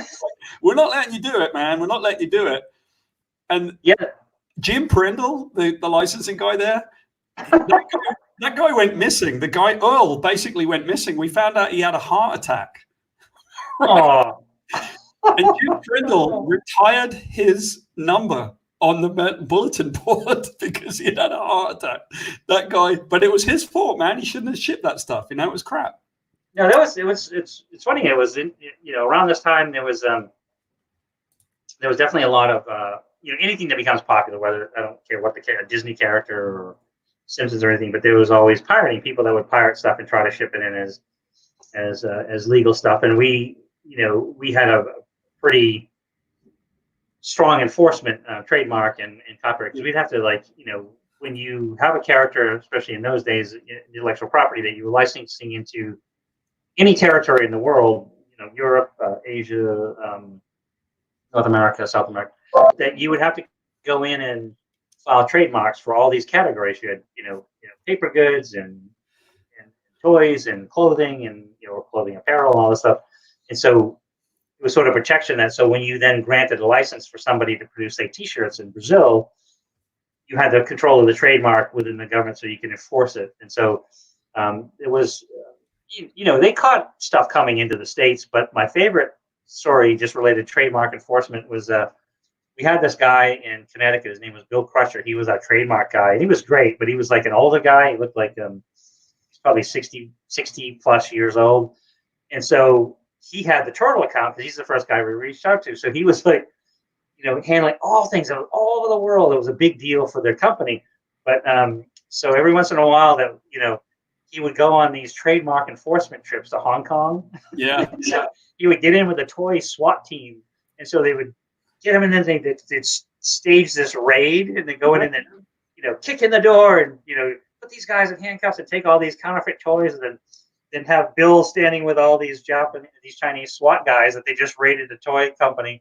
And he'd go like, all right, job well done, and then ship them back to the States. That they were back in business the next day. But I remember that they one time they were told by the licensing agent, nah, Ninja Turtles aren't very popular here. So they went to Hong Kong, and they said like they got there and the airport was green, remember? They're everywhere, right? Oh, they're not very popular over here until you actually come here, and then we find out like that the whole place is Ninja Turtles. So let me get to one of my favorites. This one is I love this one, and I'm super excited about this. So I was working in the licensing side of it because at a certain point I was doing the books, but I'm like, man, we need help. We got to get this stuff out the door, right? And so sometimes I would field calls, and there was this really pleasant old fella, and he called me and he said, I've got the Ninja Turtle license. My grandkid really likes them, but I have no idea who they are or what they do. And he was the guy that had the license for these things, which was the drinks. And so I talked to him on the phone, and I said, how popular is the red flavor, whatever it was? I figured it was raspberry, but it was like punch flavor. And he goes, yeah, that's not very popular at all. And I said, well, the only thing that we know is you might want to make a lot of those. Like you might want to make more of those than the other ones, because I'm pretty sure that those will be the most popular, because Raphael was really the most popular sales toy. And we knew that at this point. And he took my advice, and then he called me up a few months later and said, young man, that was the best advice ever, because we are shipping through the ceiling on the red flavor and nobody buys the grape flavor. Nobody wanted Donatello as usual. But they made the boxes the color of the headbands. They got it. They made the flavor of the drink the same color as the drink. Amazing Orange, Rad Grape, Primo Punch, and I can't even see the one at the end, but whatever Leonardo's was, it was Blue Raspberry or something. So I feel a little bit of ownership, a tiny little bit of ownership in that little thing. I love that you could actually find that picture online. So somebody saved those drink containers from that day. That's who drank it and then saved it. Yeah. Well, this is a toy, but look at the state of this thing, man. That's the sewer playset. Yeah, this was from the relaunch, the 2012 series, and what's interesting is that the height of the Turtle sales back in the day, the original, say, 89, 90, 91, it was like one of the, if not it was one of the best-selling toy lines in the world. But when they relaunched, when Wagon, who owns the Turtles, had bought the Turtles, and they relaunched to the comics and Nickelodeon's cartoon show and stuff, so the toys ended up reaching a height that was, different days, different dollars, different time periods, but it was definitely it was more successful than I think anybody ever imagined. Yeah, and I loved it. And then because you have guys like Todd McFarlane and other specialty toy manufacturers that sort of up the ante as far as quality for design elements, components that made a toy. So they really raised the bar for the whole thing. So when you see like that play set, and we have one, Shane played with it for ages, and when I took it out of his room when he was finally got old enough, I just sort of put it in the garage, and it's still all set up, but I love it. The quality is just fantastic. Yeah, I love it. That was really cool. Let's show you again. There's more of this stuff. Here's these things. I kind of remember these things, but they're like some kind of bowling ball or something. Do you remember these? Yeah. Yeah, it was at some point, it was amazing in that you could put a turtle on anything, dude, and it would sell, and it was just crazy. So there was like, these were I think it was a squishy, like, it was a ball, so people could play it and throw it back and forth with each other. But didn't you throw it, or you bowled it at that target, right? You chucked it, didn't you? Yeah, You threw it. yeah, probably. No, I just, when immediately I was just looking at this, and it just made, because we had everything from Happy Meal, turtle toys, and those kinds of things. But because sometimes people will ask me at shows, they go, "What's the weirdest turtle licensing item you ever saw?" And I'll ask you the same thing. But for me, it was you might remember these. I'm not sure. It's like they made these. Those moon pies. Yeah. They made these. Yeah. Like Hostess and these kind of half moon pies. That's right. Yeah, man. And the turtle ones had green ooze filling and like green frosting on it, and it was just indeterminable taste. I don't know what kind of flavoring the custard was or whatever was in it, but I remember those those came in, and I think actually took a bite of one and went like, "What is this?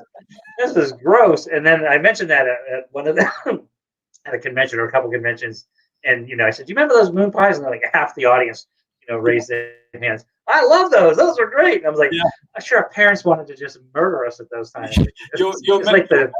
Yeah, I was gonna say your memory of it. If you were a kid, you're like, that was the greatest thing ever. But literally, it was nature's way of saying, "Don't eat me." It was literally like the worst thing ever. But hey, man, people love it. It's like the turtle cereal. Yep.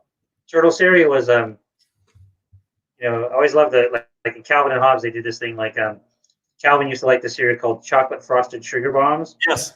And remember this moment where Calvin's eating them, and Hobbes is going like, "What? This is gross." And Calvin goes, "Yeah, they're a little bland till you put sugar on them." Well, the turtle cereal.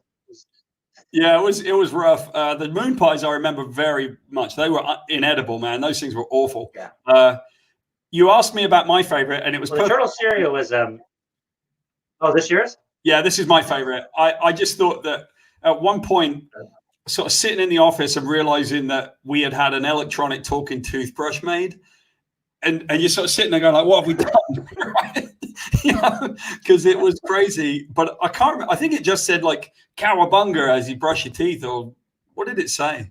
I can't remember. That's a good question. I'm sure if somebody in the fan knows what it has. Somebody will know. It probably still has one. Yeah. And then this is cool because we can sort of get into the animation in a second, and this is great, right? It's a good segue because I've got to admit that back in the day, Ninja Turtles was the cross-media project. Ninja Turtles was toys, cartoons, became a live-action film. They were good video games, man. Those games were good. This particular game, I remember when it came out. I remember the first one. Those games were good, man. They were playable, and they hang together even now. They're decent little games, It wasn't. Yeah, you're right. It's like I love those games, and actually, this one I liked in particular because I could actually play it. But what I loved about this, not only this game, you could plug in different players into your console, but then they also did an arcade version of it, so you could play. Yeah. It was like a stand-up version, but then they did. I think it was a tabletop one too. But you could have all four. So 4 of you guys could play at the same time. Yeah. Yeah. But it's funny, because you mentioned Donatello being one of the favorites. The smart person playing the arcade game would always choose Donatello because you could have a farther reach with the stuff. That's right. The bonus stuff would go further. Those would have been cheat codes, man. Back in the day, that would be like your cheat code. Play Donatello. That's all we got. Yeah.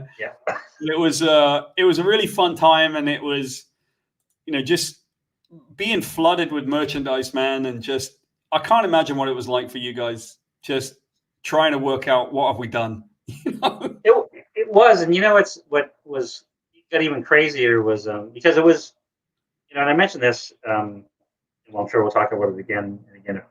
But there was this interesting thing where, as a concept that should have never really worked, but became really popular here in the States, was enough because Americans, we're all goofballs and we love our superheroes and we love our cartoons and all that stuff. And so you sort of almost go like, yeah, you could see how this worked in the States as a concept, but then as a licensing. So if you did coloring books, puzzles, toys, apparel, things like that were all working here, as then the popularity of the show started growing overseas. So suddenly you were having, say if coming through the office, and you'll remember this too, is like if you were approving, again, I'm just going to throw it out, say 15 licenses a month or a week. By the next year, as it sort of started spreading into other countries, suddenly it was 40 deals a month and 40 product lines a month, because now we added a UK deal. It was called Hero Turtles in France and Spain and this stuff. And then suddenly, Canada and South America and Asia. So suddenly, within a year, you're now getting, I think at the height, I think we had 3,000 licenses worldwide, which is what? That's just insane. I just remember that it wasn't really possible to understand all of that. At a certain point, you have to go like, yeah, great, go for it. Electronic talking toothbrush, do it. You want to do this, do it. You couldn't really. There's no way to know how all of that stuff works, and then you see. I mean, it was obviously a lucrative thing, and it was obviously a really good thing. But I sometimes think that sometimes when we were watching those stuff, especially you guys watching this stuff come through and not really thinking that much of it. Yeah. And to some of the people here, even tonight in the audience, it was like that was their childhood, man. Like the talking toothbrush was literally made my life. And you're like, no, that's great. And like I mentioned earlier, I just love that. I'm always amazed and sincerely impressed and quite honored in so many ways when we do these shows. And like I mentioned earlier, where somebody would bring in, like when they did the turtle cereal once, one of the promotions they did at one point is they saran wrapped a turtle themed cereal bowl on the cereal bars. I've had people, bring that cereal bowl in, and it's like, cool. You think of how many breakfasts they had with that turtle cereal bowl. Somehow they kept it for 20 years. It's incredible. It's incredible. It's got such a lot of life. Now, talking of a lot of life, we're going to go with something here because we're going to kind of pivot a little bit into something that really made everything work. I'm going to see if this works. Here we go. Teenage Mutant Ninja Turtles. Teenage Mutant Ninja Turtles. Teenage Mutant Ninja Turtles. Heroes in a half shell. Turtle power. They're the world's most fearsome fighting team. We're really hip. They're heroes in the half shell. And they're green. Hey, get a grip. When the evil Shredder attacks, these turtle boys don't cut them no slack. There you go. I love it. That earworm was in everybody's head. And it was effing everywhere, Kevin. It was everywhere. Well, it's like one of those things. I'm sure when it came on, you just have like parents running out of the room, going like, or like these days listening to never minded the cold anyway, snow anyway. But no, it's we were chatting a little bit before, and I had actually forgotten from the early days, and was reminded by a friend of ours that Chuck Lorre wrote the theme song, and our friend Niambi, he was on a show called Mike and Molly, and he got us into an episode of Big Bang Theory, and we get to meet Chuck, and he was just such a nice person anyway, and he sort of came over and he just said, "Man, it's so great to meet you." And it's funny because when you look at, I think it was so much of the right place, the right time when this came out, because a lot of the other cartoon shows that were sort of G.I. Joe and sort of action based, and it was sort of, obviously action based, but it was a different kind of toy line. When the Turtles came out, it was fairly different. It was funny. It was weird. But then in my opinion, one of the things that I think made the Turtles so popular to a lot of kids is that they were not of any specific race, creed, or color kind of thing. So anybody could imagine themselves anywhere in the world as Michelangelo or Donatello or Leonardo, because it's like it's a green mutant turtle. It's not, that's why I think that they, I think that was a big, but it was just so different. I spent about 6 years writing Spider-Man, and I always used to say that to people, that really what Spider-Man is, it's you inside that suit. You don't, you see you as a little boy, you think that's me. I'm Spider-Man. So as a little boy, you see yourself as a turtle, right? And whichever your favorite turtle is, that's who you are. And as a little girl too, I mean, that was what's so great, is we had a ton of crossover. That was really cool. Even though they were boy characters, I seem to remember quite a lot of girls that were just really excited about it, because they got to play with action figures and say, I want to do this. I don't want to just play with like one thing. I want to. So there was a lot of really cool crossover with the Ninja Turtles. And it was kind of exciting. Like the cartoon was exciting, and, just all the madness. Quick story about that theme song. I was asked to sing it with my guitar to a bunch of elementary school kids. And I have to tell you that as much as you think it's easy, it's really freaking hard to play it and make it make sense, because it all relies on a harmony, and you can't do the harmony by yourself. And so you get to the end of it and you're like, this is really difficult to do, right? It wasn't the most exciting thing for the kids. They're just sitting there looking at me like, what the hell was that?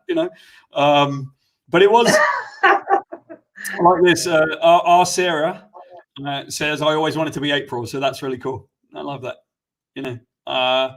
I like to, it's funny, again, going back to the conventions that we get to visit and the fans you get to see. And we are very lucky and very blessed that we do have a large female audience base. And I heard more than a few times that, a young lady would come up to me and go like, I would always play in my neighborhood and everybody said I have to be April. And I was like, I don't want to be April. I want to be Michelangelo, and I want to be a turtle. I didn't want to be, so, but we had lots of April fans. And actually, one year at Comic-Con, we had a regular group of turtle fans that would come every year, and 29 awesome young ladies, turtle fans, all dressed as April, and they all came to the show. So it was like this massive, It's great. I said you got to be my bodyguards for the show. At the risk of alienating him, it's not too hideous, but it is weird. So as I'm doing research to try, I showed you this picture a while ago. We might as well show it for a second. I'm looking online. I'm like, oh well, I got to find things, and I did find one piece of April cosplay that was worth sharing, because I'm like, what is going on? It was like, what were they doing? I love it. It's brilliant. Thanks very much for your contribution to Ninja Turtle lore, but okay, he's making sure she's not got a concealed weapon or something. I guess so. He's just making sure. But yeah, April was very statuesque from the cartoon, and so I imagine she does pretty good cosplay. Well, it's based on the pinball game. Yeah, it's all based on the. It was my fault. Yeah, it was all my fault. Sure, good one, Paul. Thanks, man. Yeah, you're welcome, man. Bless your buttons. I'll take a lot of credit for the success of the Ninja Turtles. So then. The cartoon was so dynamic and vibrant, right? And like the films, it got a lot of kind of reboots. And I know that one of your favorite reboots was the one that came out in 2012. We'll sort of show it a little bit, because it is really cool, man. I mean, I thought that what they did with that was very cool. So we'll show a little bit of it so that people can sort of see the beginning of the trailer a little bit. They were created by accident. They were kept a secret. They were trained for battle. And now, when their city is under siege, the fate of humanity is in the hands of these 4 turtles.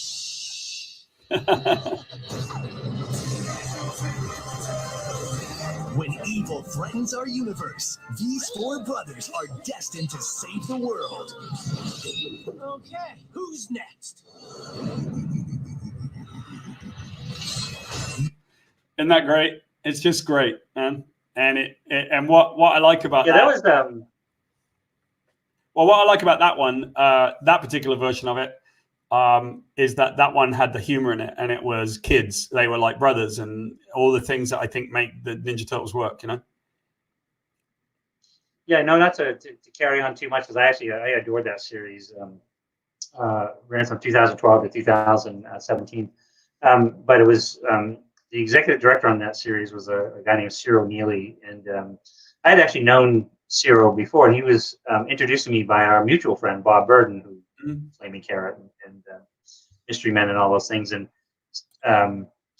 Cyril did a series called Super Hyper Force Monkey Go, and he worked on Teen Titans. And so when he brought in and pitched his vision, I was thrilled. He called me up and said, I got the series. They're going to bring me on as the creative director and develop the Turtle series.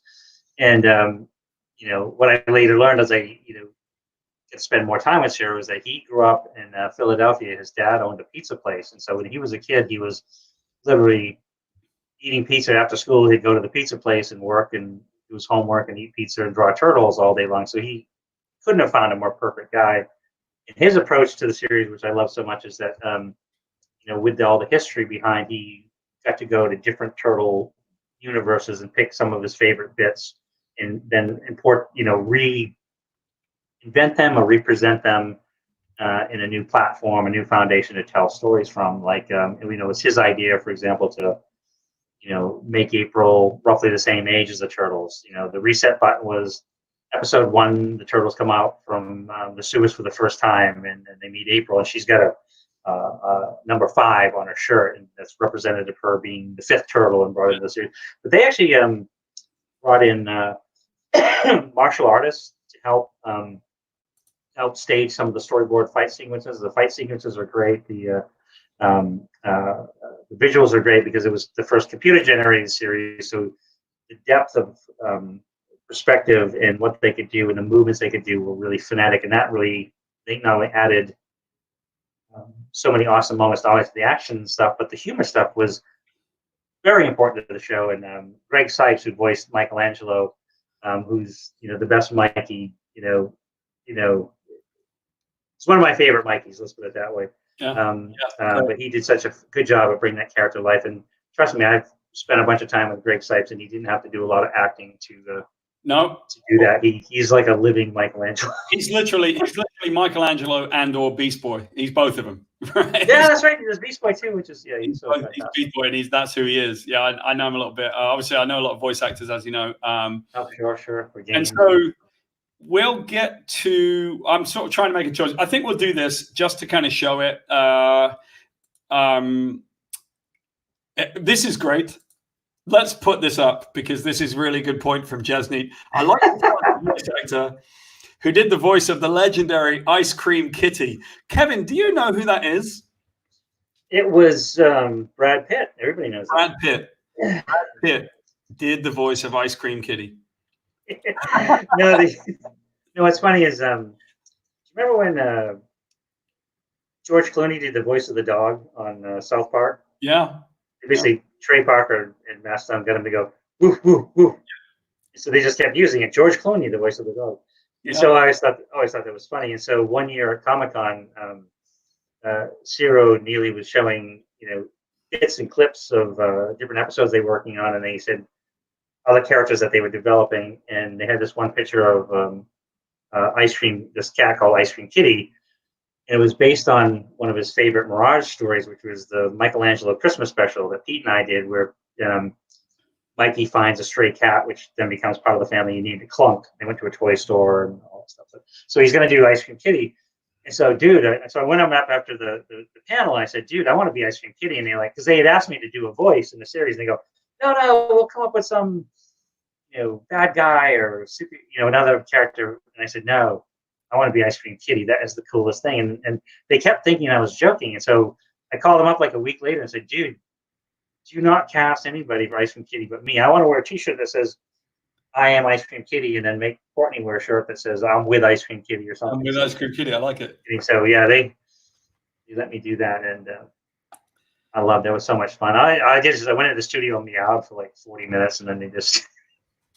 Well, we are about to talk about your lovely wife, Courtney. Sorry, Courtney, we're going to talk about you in a minute. She's the loveliest. It's all good things, as you know, because you and I had a chance to kind of do something that was very cool for us. Before we get to that, here's something that, I suppose we will sort of like look at it a little bit.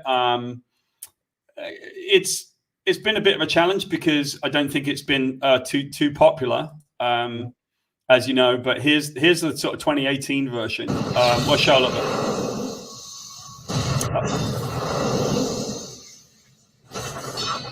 Yeah.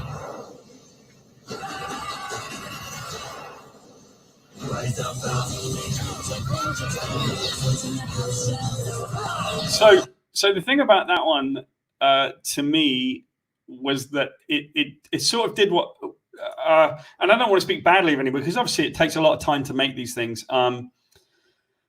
But I do think that what they did was they did what went wrong with the second movie. And we talked about the second movie last week. They kind of had the same thing go wrong with that one, in my opinion, which is I think it sort of went to like a young. Yeah, I didn't want to play the audio because we get flagged for the audio sometimes.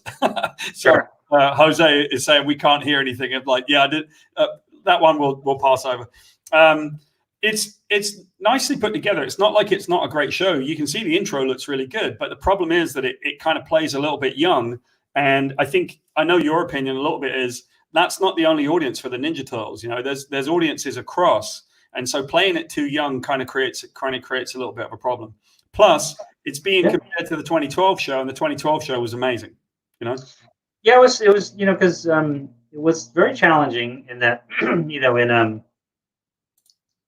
opinion of Viacom and Nickelodeon, that they felt like the fans that came in, and you were spot on by saying that was part of the argument too, was that fans of the Turtles go back. So that I said a lot of people that are watching the 2012 series are some of the original fans. They're late 20s, early 30s. It's a big part of the audience, but you are having a lot of these kids come into it, and it was clever in that it had in jokes and characters pulled from other Turtle universes brought in, and there was a way to attach. But they felt like if you were, say, 5 years old when you started watching the 2012 series, by 2017, you're 11 years old and you're on to something else completely. And so they felt like, well, it was a logic to rebooting it and shooting for a younger audience and going back to more traditional animation, lots of squash and stretch, and even Ant and Andy, Andy Serrano and Ant they worked on it. They were part of the team that was working on the 2012 series, and they were brought in to redevelop it. So they brought it down. We worked with Nickelodeon a couple times. Tom Waltz and I, who's the head writer on the series, and they said, well, we want to go back to sort of the pre-Teenage Mutant Ninja Turtles, which is kind of around issue 9 of the original Mirage series, do a younger version of them, but then add this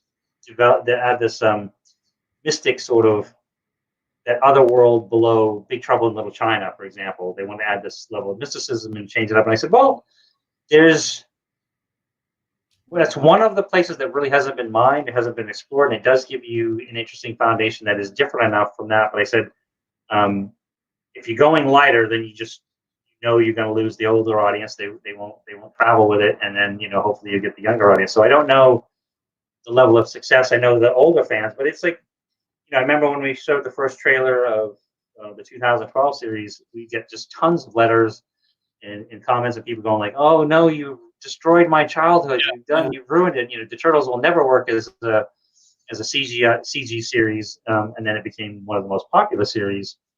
And so this one, I don't know how successful it's been. I know they're still doing new episodes, but it's different. And I think a lot of the older fans they're not into it. So I don't know how it's doing. A few things to be fair. First of all, it takes time, like you say. It has to hit its audience. Second of all, people fear change. They don't like anything different, so it'll never get harder, right? I'm not really commenting on how good the show is, because in fact, it's really well put together, and the animation and the action is really good. But I just think that they slightly missed their audience. They didn't really know what the audience would be, which is surprising because they're Nick, right? They know those things, but I feel personally that they slightly missed it. Now that being said, we're going to be able to relax for a couple of minutes, you and I, because we are going to do like a little watch party. So for anyone out there, a couple of years ago, Kevin and I got to realize, I think a dream, certainly a dream for me. Kevin just had to put up with me, basically.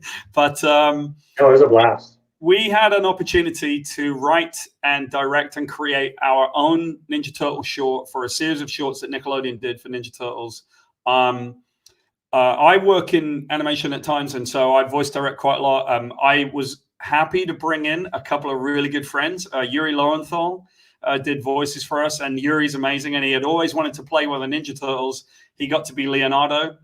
And we had a very special guest star as April, and that was really cool. I know it was a thrill for you. It was a thrill for me too, man. I was really happy to do that because I thought the work was really great. So here we go. Everybody can sit back for just a second. Well, especially because I have to find it. But yeah, here we go. Because I'm terrible at this. Here we go. This is the Ninja Turtle short that was written and directed by Kevin and myself. Take it away, Pizza Friday.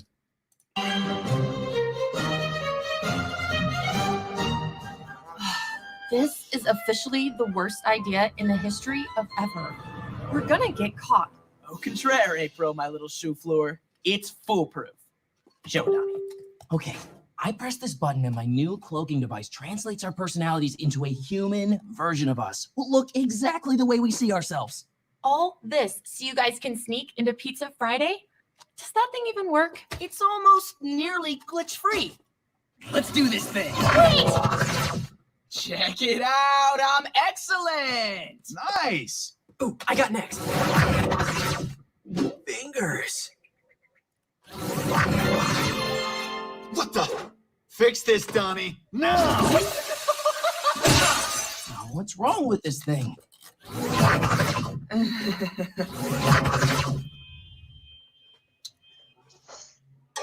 What? Exactly the way you see yourself, huh? Just make sure you don't do anything to embarrass me. 10 fingers. Hey, girls. Oh, please let this day end. Are you kidding me? Look at this place. It's interstellar. What the heck is interstellar? It's a thing. All teenagers have a thing. Everyone knows that. That doesn't sound plausible. That's because it isn't. Ugh, let's just get to the cafeteria and get this over with, okay? Huh?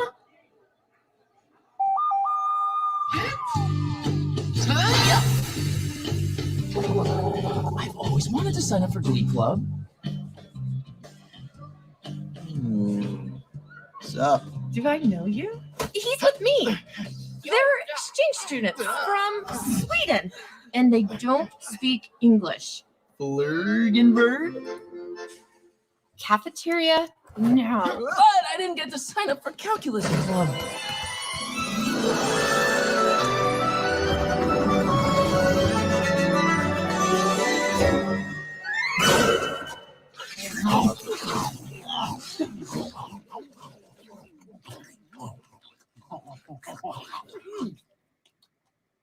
They're Swedish?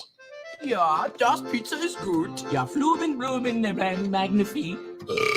Vote for us. You are welcome. Hey, April. Who are those guys? Vote for us. You are welcome. Hey! Vote for us or face annihilation. Thank you.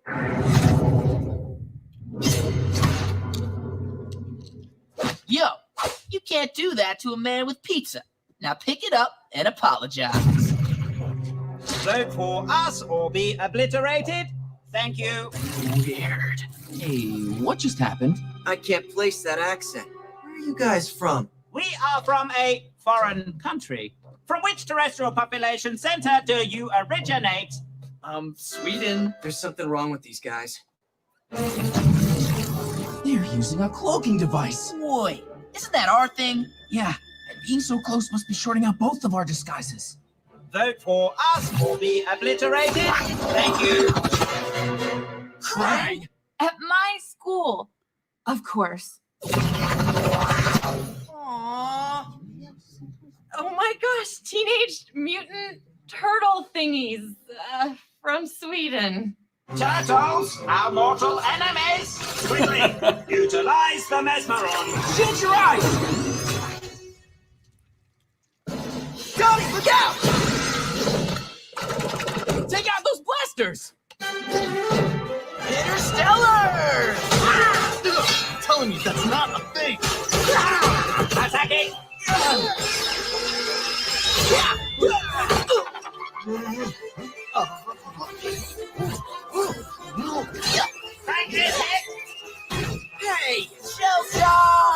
Now that's a thing.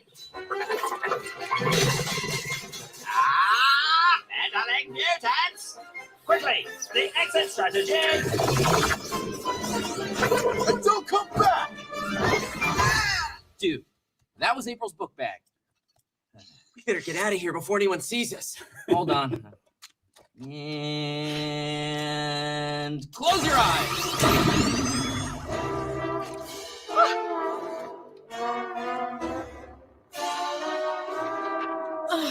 Come on. Interstellar!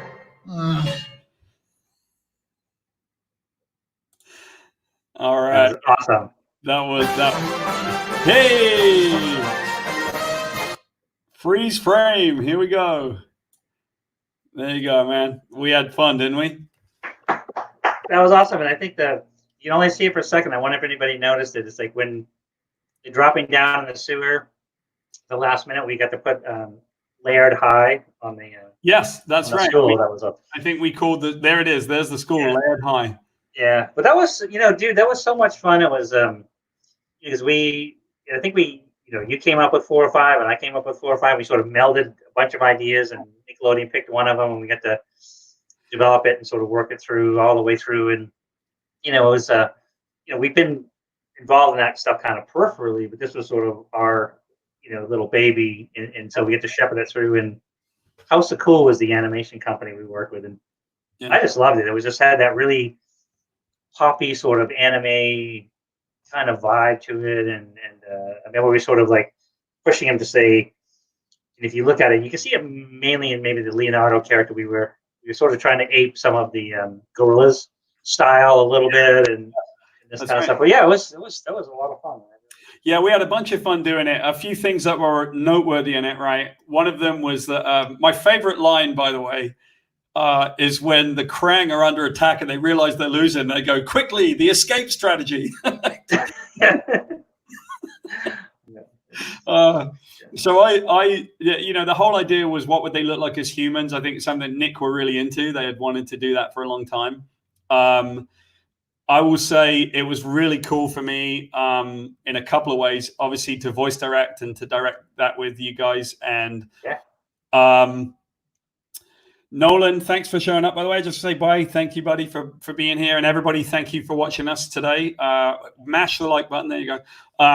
But what was cool, a couple of things. So Yuri is one of my best friends, Yuri Lowenthal. He's the voice of Spider-Man in the PS4 game. Yuri's been the voice of Ben 10.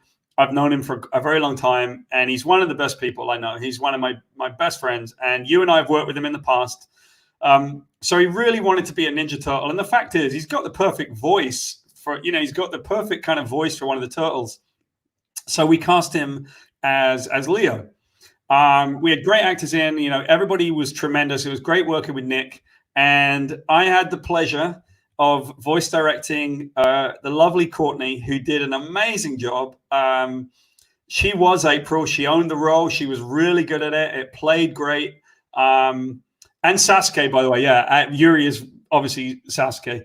But Courtney was incredible, and I loved working with her. And I'm pretty sure she had a blast being able to do this, because she was a great April. And one of the things that was really cool was the look of April was like none that we'd ever seen before. It was a brand new April. It was like high school April, which is really cool. But I loved the glasses, and I just loved the fact that we did something different. We weren't breaking it to make it different. We just wanted to do something really cool, So no, you're right, man. In April, and Courtney auditioned. The amazing Gene, and his last name begins with a V, and he's awesome. He voice directs, he casts so many amazing things. But she actually auditioned against 4 or 5 other actresses, and they gave it. She earned it, and she's, like you said, very appropriately. She owned the role, and I know that's something that she's been interested in doing more of that. One day, and so maybe that'll come to. I'll tell you right now, I would work with her again at any point. We have stuff that we do, and I think Courtney was amazing, and it was really cool because you don't get those opportunities very often. You don't get the opportunities to have friends in or people that you love, and it worked out just great. I loved the project. It was a chance for you and I to do something together. Because we rarely do. In the strangest way, we've done a couple of kids projects together. I've worked for you at Mirage, but we really haven't done much creatively, which surprises me at times, that we hadn't done that. And so it was really cool to do something with you. So that was brilliant. That was cool. It was fun. And I figure, we've had a chance to talk about the toys. So I'm going to do one last thing as we sign off. We're closing in on our 2 hours. So we got 10 minutes to go. And everybody who's in our stream, we did this with the Meta Studios stream. And by the way, if you haven't subscribed to us, please do, because Meta Studios, we do a bunch of fun stuff. But we got a little game that we're going to be playing with Kevin. So Kevin, I'm going to minimize you for a second. You're going to get little. Hang on a second. Let's get it this way. Yeah, here we go. All right. So I dominate the screen. But there's this little game that we're going to play with Kevin because we found this out by accident, right? So what I didn't realize was that when you hold up green screen, you can hide pictures behind. Right? That's awesome. It was so stupid. This little cloth here, by the way, that I'm holding that you can't see because it's basically green, is like a cloth for your glasses or a screensaver or something. So that's awesome. This is how this game works, Karen. And anybody playing can play along, right? Anybody watching can play along. Here we go. So how it works is I'm going to reveal I'm going to bring this thing closer. And as you see, it'll get closer and closer. And then what you have to do is to tell me who is the character hiding over here, right? So we're able to give you a little bit of a clue every time. So who's this? Who is it? It's Ace Duck. It's Ace Duck, right? So now you know how the game is played. All right. So we're going to play the stupid ass. That's absolutely brilliant. It is fun, right? It's the dumbest game.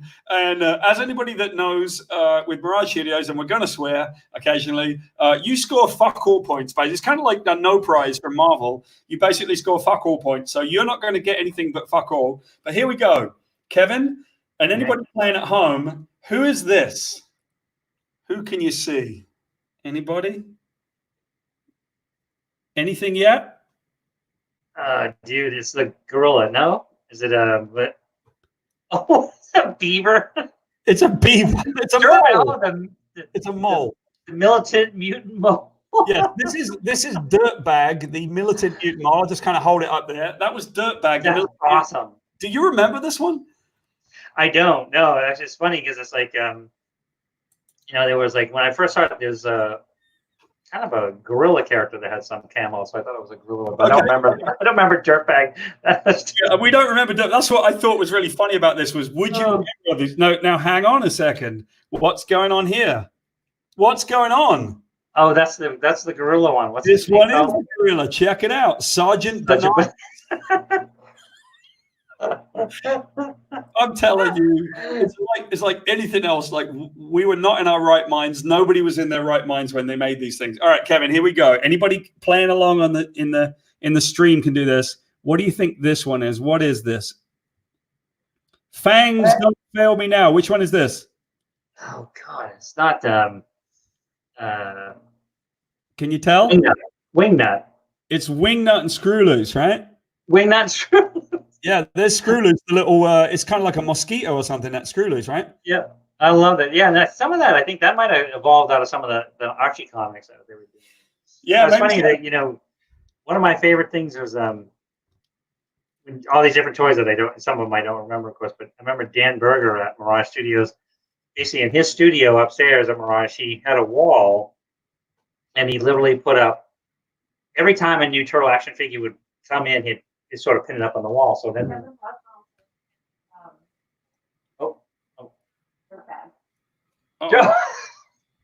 what's going on? he has to come on and watch. No, we're getting people calling Courtney and giving the answers to her. Oh, that's great! I love it. Okay, keep bringing in the answers. We love this. Okay, here we go. Here's another one for you. Okay, do you recognize this one? Oh, it's the worm guy. What's his name? Well, guess what? Surprisingly, Kevin, his name is Worm. Oh, there you go. So yes, the worm guy. His name is Worm. As we're This game is like the most fun you should ever have. Here we go.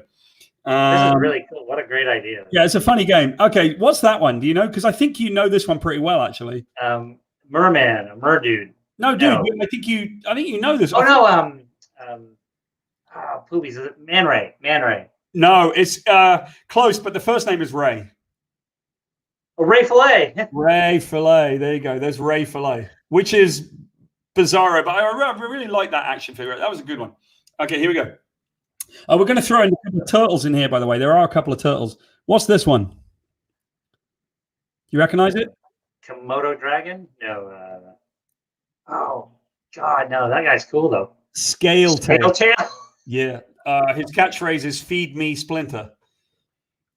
Yes. But of course, right? You know, language is important, kids. Commas are important. Yes. Apparently, he's saying "Feed Splinter to me." Feed me, Splinter. If it had a comma in it, it would be "Feed me, Splinter." Anyway, sorry. It could be maybe they stole it. Yeah, from Little Shop of Horrors. You know. There you go. Feed me, Seymour. That's right. Yeah. Okay. See if you can recognize this one from the center and the color. Can you recognize that Not one? the Triceraton. It's like a moose guy. Yeah. Yeah. It's Oh no, the sticker. It's Ground Chuck. Ground Chuck. Oh my God. Yeah, crazy. We'll get through all of these, but we Oh don't. no, they're brilliant. I haven't seen a lot of these in a while. I love them. It's Part of the point of this game, by the way, was to try and stump Kevin. Right? Was to see if he actually knew how much stuff had been created in his name. So here we go. Here's another one, Kev. Here we go. Can you recognize this thing? What's that? Napoleon Bullfrog. Napoleon. No. Peace or Die dudes. Isn't that the? Oh, You're no. right. You're right. That one is Napoleon. Oh, it is Bonafrog. Yeah, Bonafrog. Yeah. That was. Yeah, because it was because they did a different version of him. No, there was the cartoon show. They had some surf. Anyway, they had some surfer frogs. But man, put it this way: when I've written stuff with, when I've been writing stuff for Turtles, sometimes I have to go to online or Turtlepedia or one of those things to find out. I was like, oh, I kind of remember this character. This game. Most fans know more than I do. This game is so stupid. I love it. This is exactly. I love it. I think it's awesome. Okay, here we go. You're either going to recognize this one or immediately, or kind of be like I was and go, I have no idea. What's that one? Do you recognize it? It's one of the neutrinos. It was I forget which neutrino, but it's one of the hot rodding teenagers from outer space. That's it. One of the neutrinos. Zach, yeah. Neutrino. I figured you'd either know it or you'd go like, what the hell? Okay. Well, that was one of he was in one of the first 5 episodes, so that's I remember the neutrinos, the hot rodding teenagers from outer space. I love it. That's right, the neutrino. So here goes. This one I think you'll get pretty quickly, actually. It's sort of relatively. I think you'll get it quickly, but it's a pizza guy. He's got like a pizza foot. What's his pizza name? Face. Pizza Face. I love it. I like that one. That was okay. We're going to get into, and then I'm going to go to, I actually saved one to last that was like my favorite because I remember it vaguely and I was like, what is going on? Okay, we got 4 Ninja Turtles. I'm going to give you a clue. These ones are all Ninja Turtles, but you got to say which one they were because after a while it got whack, dude. So what is this one? Do you have any idea what this one might be? Oh, it's one of the rock and roll ones. Okay. The heavy metal turtles. It was a heavy metal turtle. Yeah, it was. It was. I got to get this on my screen so I can see it properly. This one was Rocker Raff or something like that. And it says in the corner, it says the Green Governor of Guitar. He was supposed to be heavy metal Rocker Raff. All right. Yeah, I thought there was a. Was there another one? Because there was a. Oh yeah, one of them had a mohawk. I thought that was. That's right. There was a punk one. There was a punk. Oh, the punk ones. That's just different from the heavy metal one. Yeah, and then there was there were 4 music ones, right? So it got weird. Okay, see if you can recognize this one. This one. Here we go. Okay, we're getting on screen. Here we go. What is this? Oh, it's a Police Leo. But Sergeant Leo. It's kind of a Police Leo. I'll give you a clue. It came in time with the Terminator. Oh. This is Make My Day, Leo. Oh my God, that's awesome. We were, shameless and shameless crap, right? I love it, but we were good at that. So here we go. Here goes another one. I kind of like this one, and actually, I got a little story to tell about this concept. Do you know what this one is? It's a hockey player, one of the sports ones. Yeah, it was one of the NHL ones. It was the NHL Leo, but I like THL, Turtle Hockey League, right? Yeah, Total Hockey League, right? This one is just Looney Tunes. This is the second most Looney Tunes one I'm going to show you. I'm going to do it really slowly. Here we go. What is this thing? Do you have any idea? Oh, it's like it was a toon Michelangelo. It was like one of the turtles dressed as a clown. It is Michelangelo the clown, yes. Yeah, I was like, that was like hilarious because that was, it was also just because to me clowns are scary in general, but it's like that was one of those that's kind of funny but also kind of creepy, like killer clowns from outer space kind of thing. Yeah. And so here's my last one. This is not a Ninja Turtle, but I got to tell you, this is one of the most whack ones of all. Here we go. Do you recognize this one? It's the Canadian mounted moose. It's it's like Monty Moose, mutant mounted police. I always get my mutant. I love that one. That was. It was a good one. It was a good one, but I got to say, the mounted moose one just cracked me up. I couldn't remember that one, and then I was like, "Wait a minute, I think I remember it." So there you go. That was our little fun game. Thanks for playing. That was awesome. I think I failed miserably. I think I got a 2 out of 10, but that was fun. If it was any consolation, you failed fuck all basically.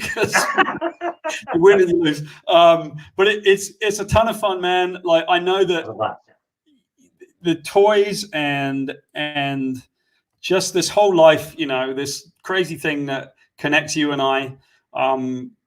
We've now known each other for 31 years. As you know, I consider you one of my best friends in the world, and this opportunity that you gave me as a young kid changed the trajectory of my life. But it's so funny looking back on all these toys and looking at the madness and realizing, damn, man, that was a lot of stuff. And that was just the toys and the cartoons.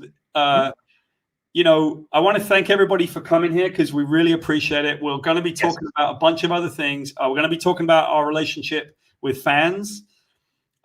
Next time, we're going to be talking about comics and comic book conventions and the origins of the Ninja Turtles in comics and how you and I have had this trajectory in the comic industry, especially because it's been crazy for me. And I know it's been crazy for you. So for me, thanks everybody. Kev, what do you have to say to everybody? No, the same thing. I'll say that what's fascinating, anytime you and I got on the phone, which is, suddenly it's like, the wives and the kids are beating down the door going, are you done yet? Because one story would lead to another. And then I think that was definitely the evolution. And I think that was what was so exciting for me when you proposed the idea of me joining you and doing these shows together was that, like you said, we've known each other for 31 years. We've been friends for 31 years. And we've gone through 31 years in our industry of comic history. It's pretty epic in what you've done in your career, which is astounding and amazing. You were part of watching this whole thing explode and such great memories and such crazy times that it's really fun to chit chat. And I mean, just seeing that little game you played at the end, it's like some of that stuff I haven't seen in years. It's pretty crazy. But I love doing these shows, and I love. I hope the fans get as much fun out of this as we're having doing it because it's absolutely a blast. You and I have the most fun out of anybody on this thing. But what I would say is thank you everybody for joining in. Please send in your questions whenever you do. Please subscribe to what we're doing so that you can and tell everybody what we're doing because this is the most fun, right? We love doing this and we love talking to the fans. Next time we're going to do crazy convention stories and we're going to do crazy comic stuff. So from now, thanks very much. See you. Bye. Thanks, guys. Bye.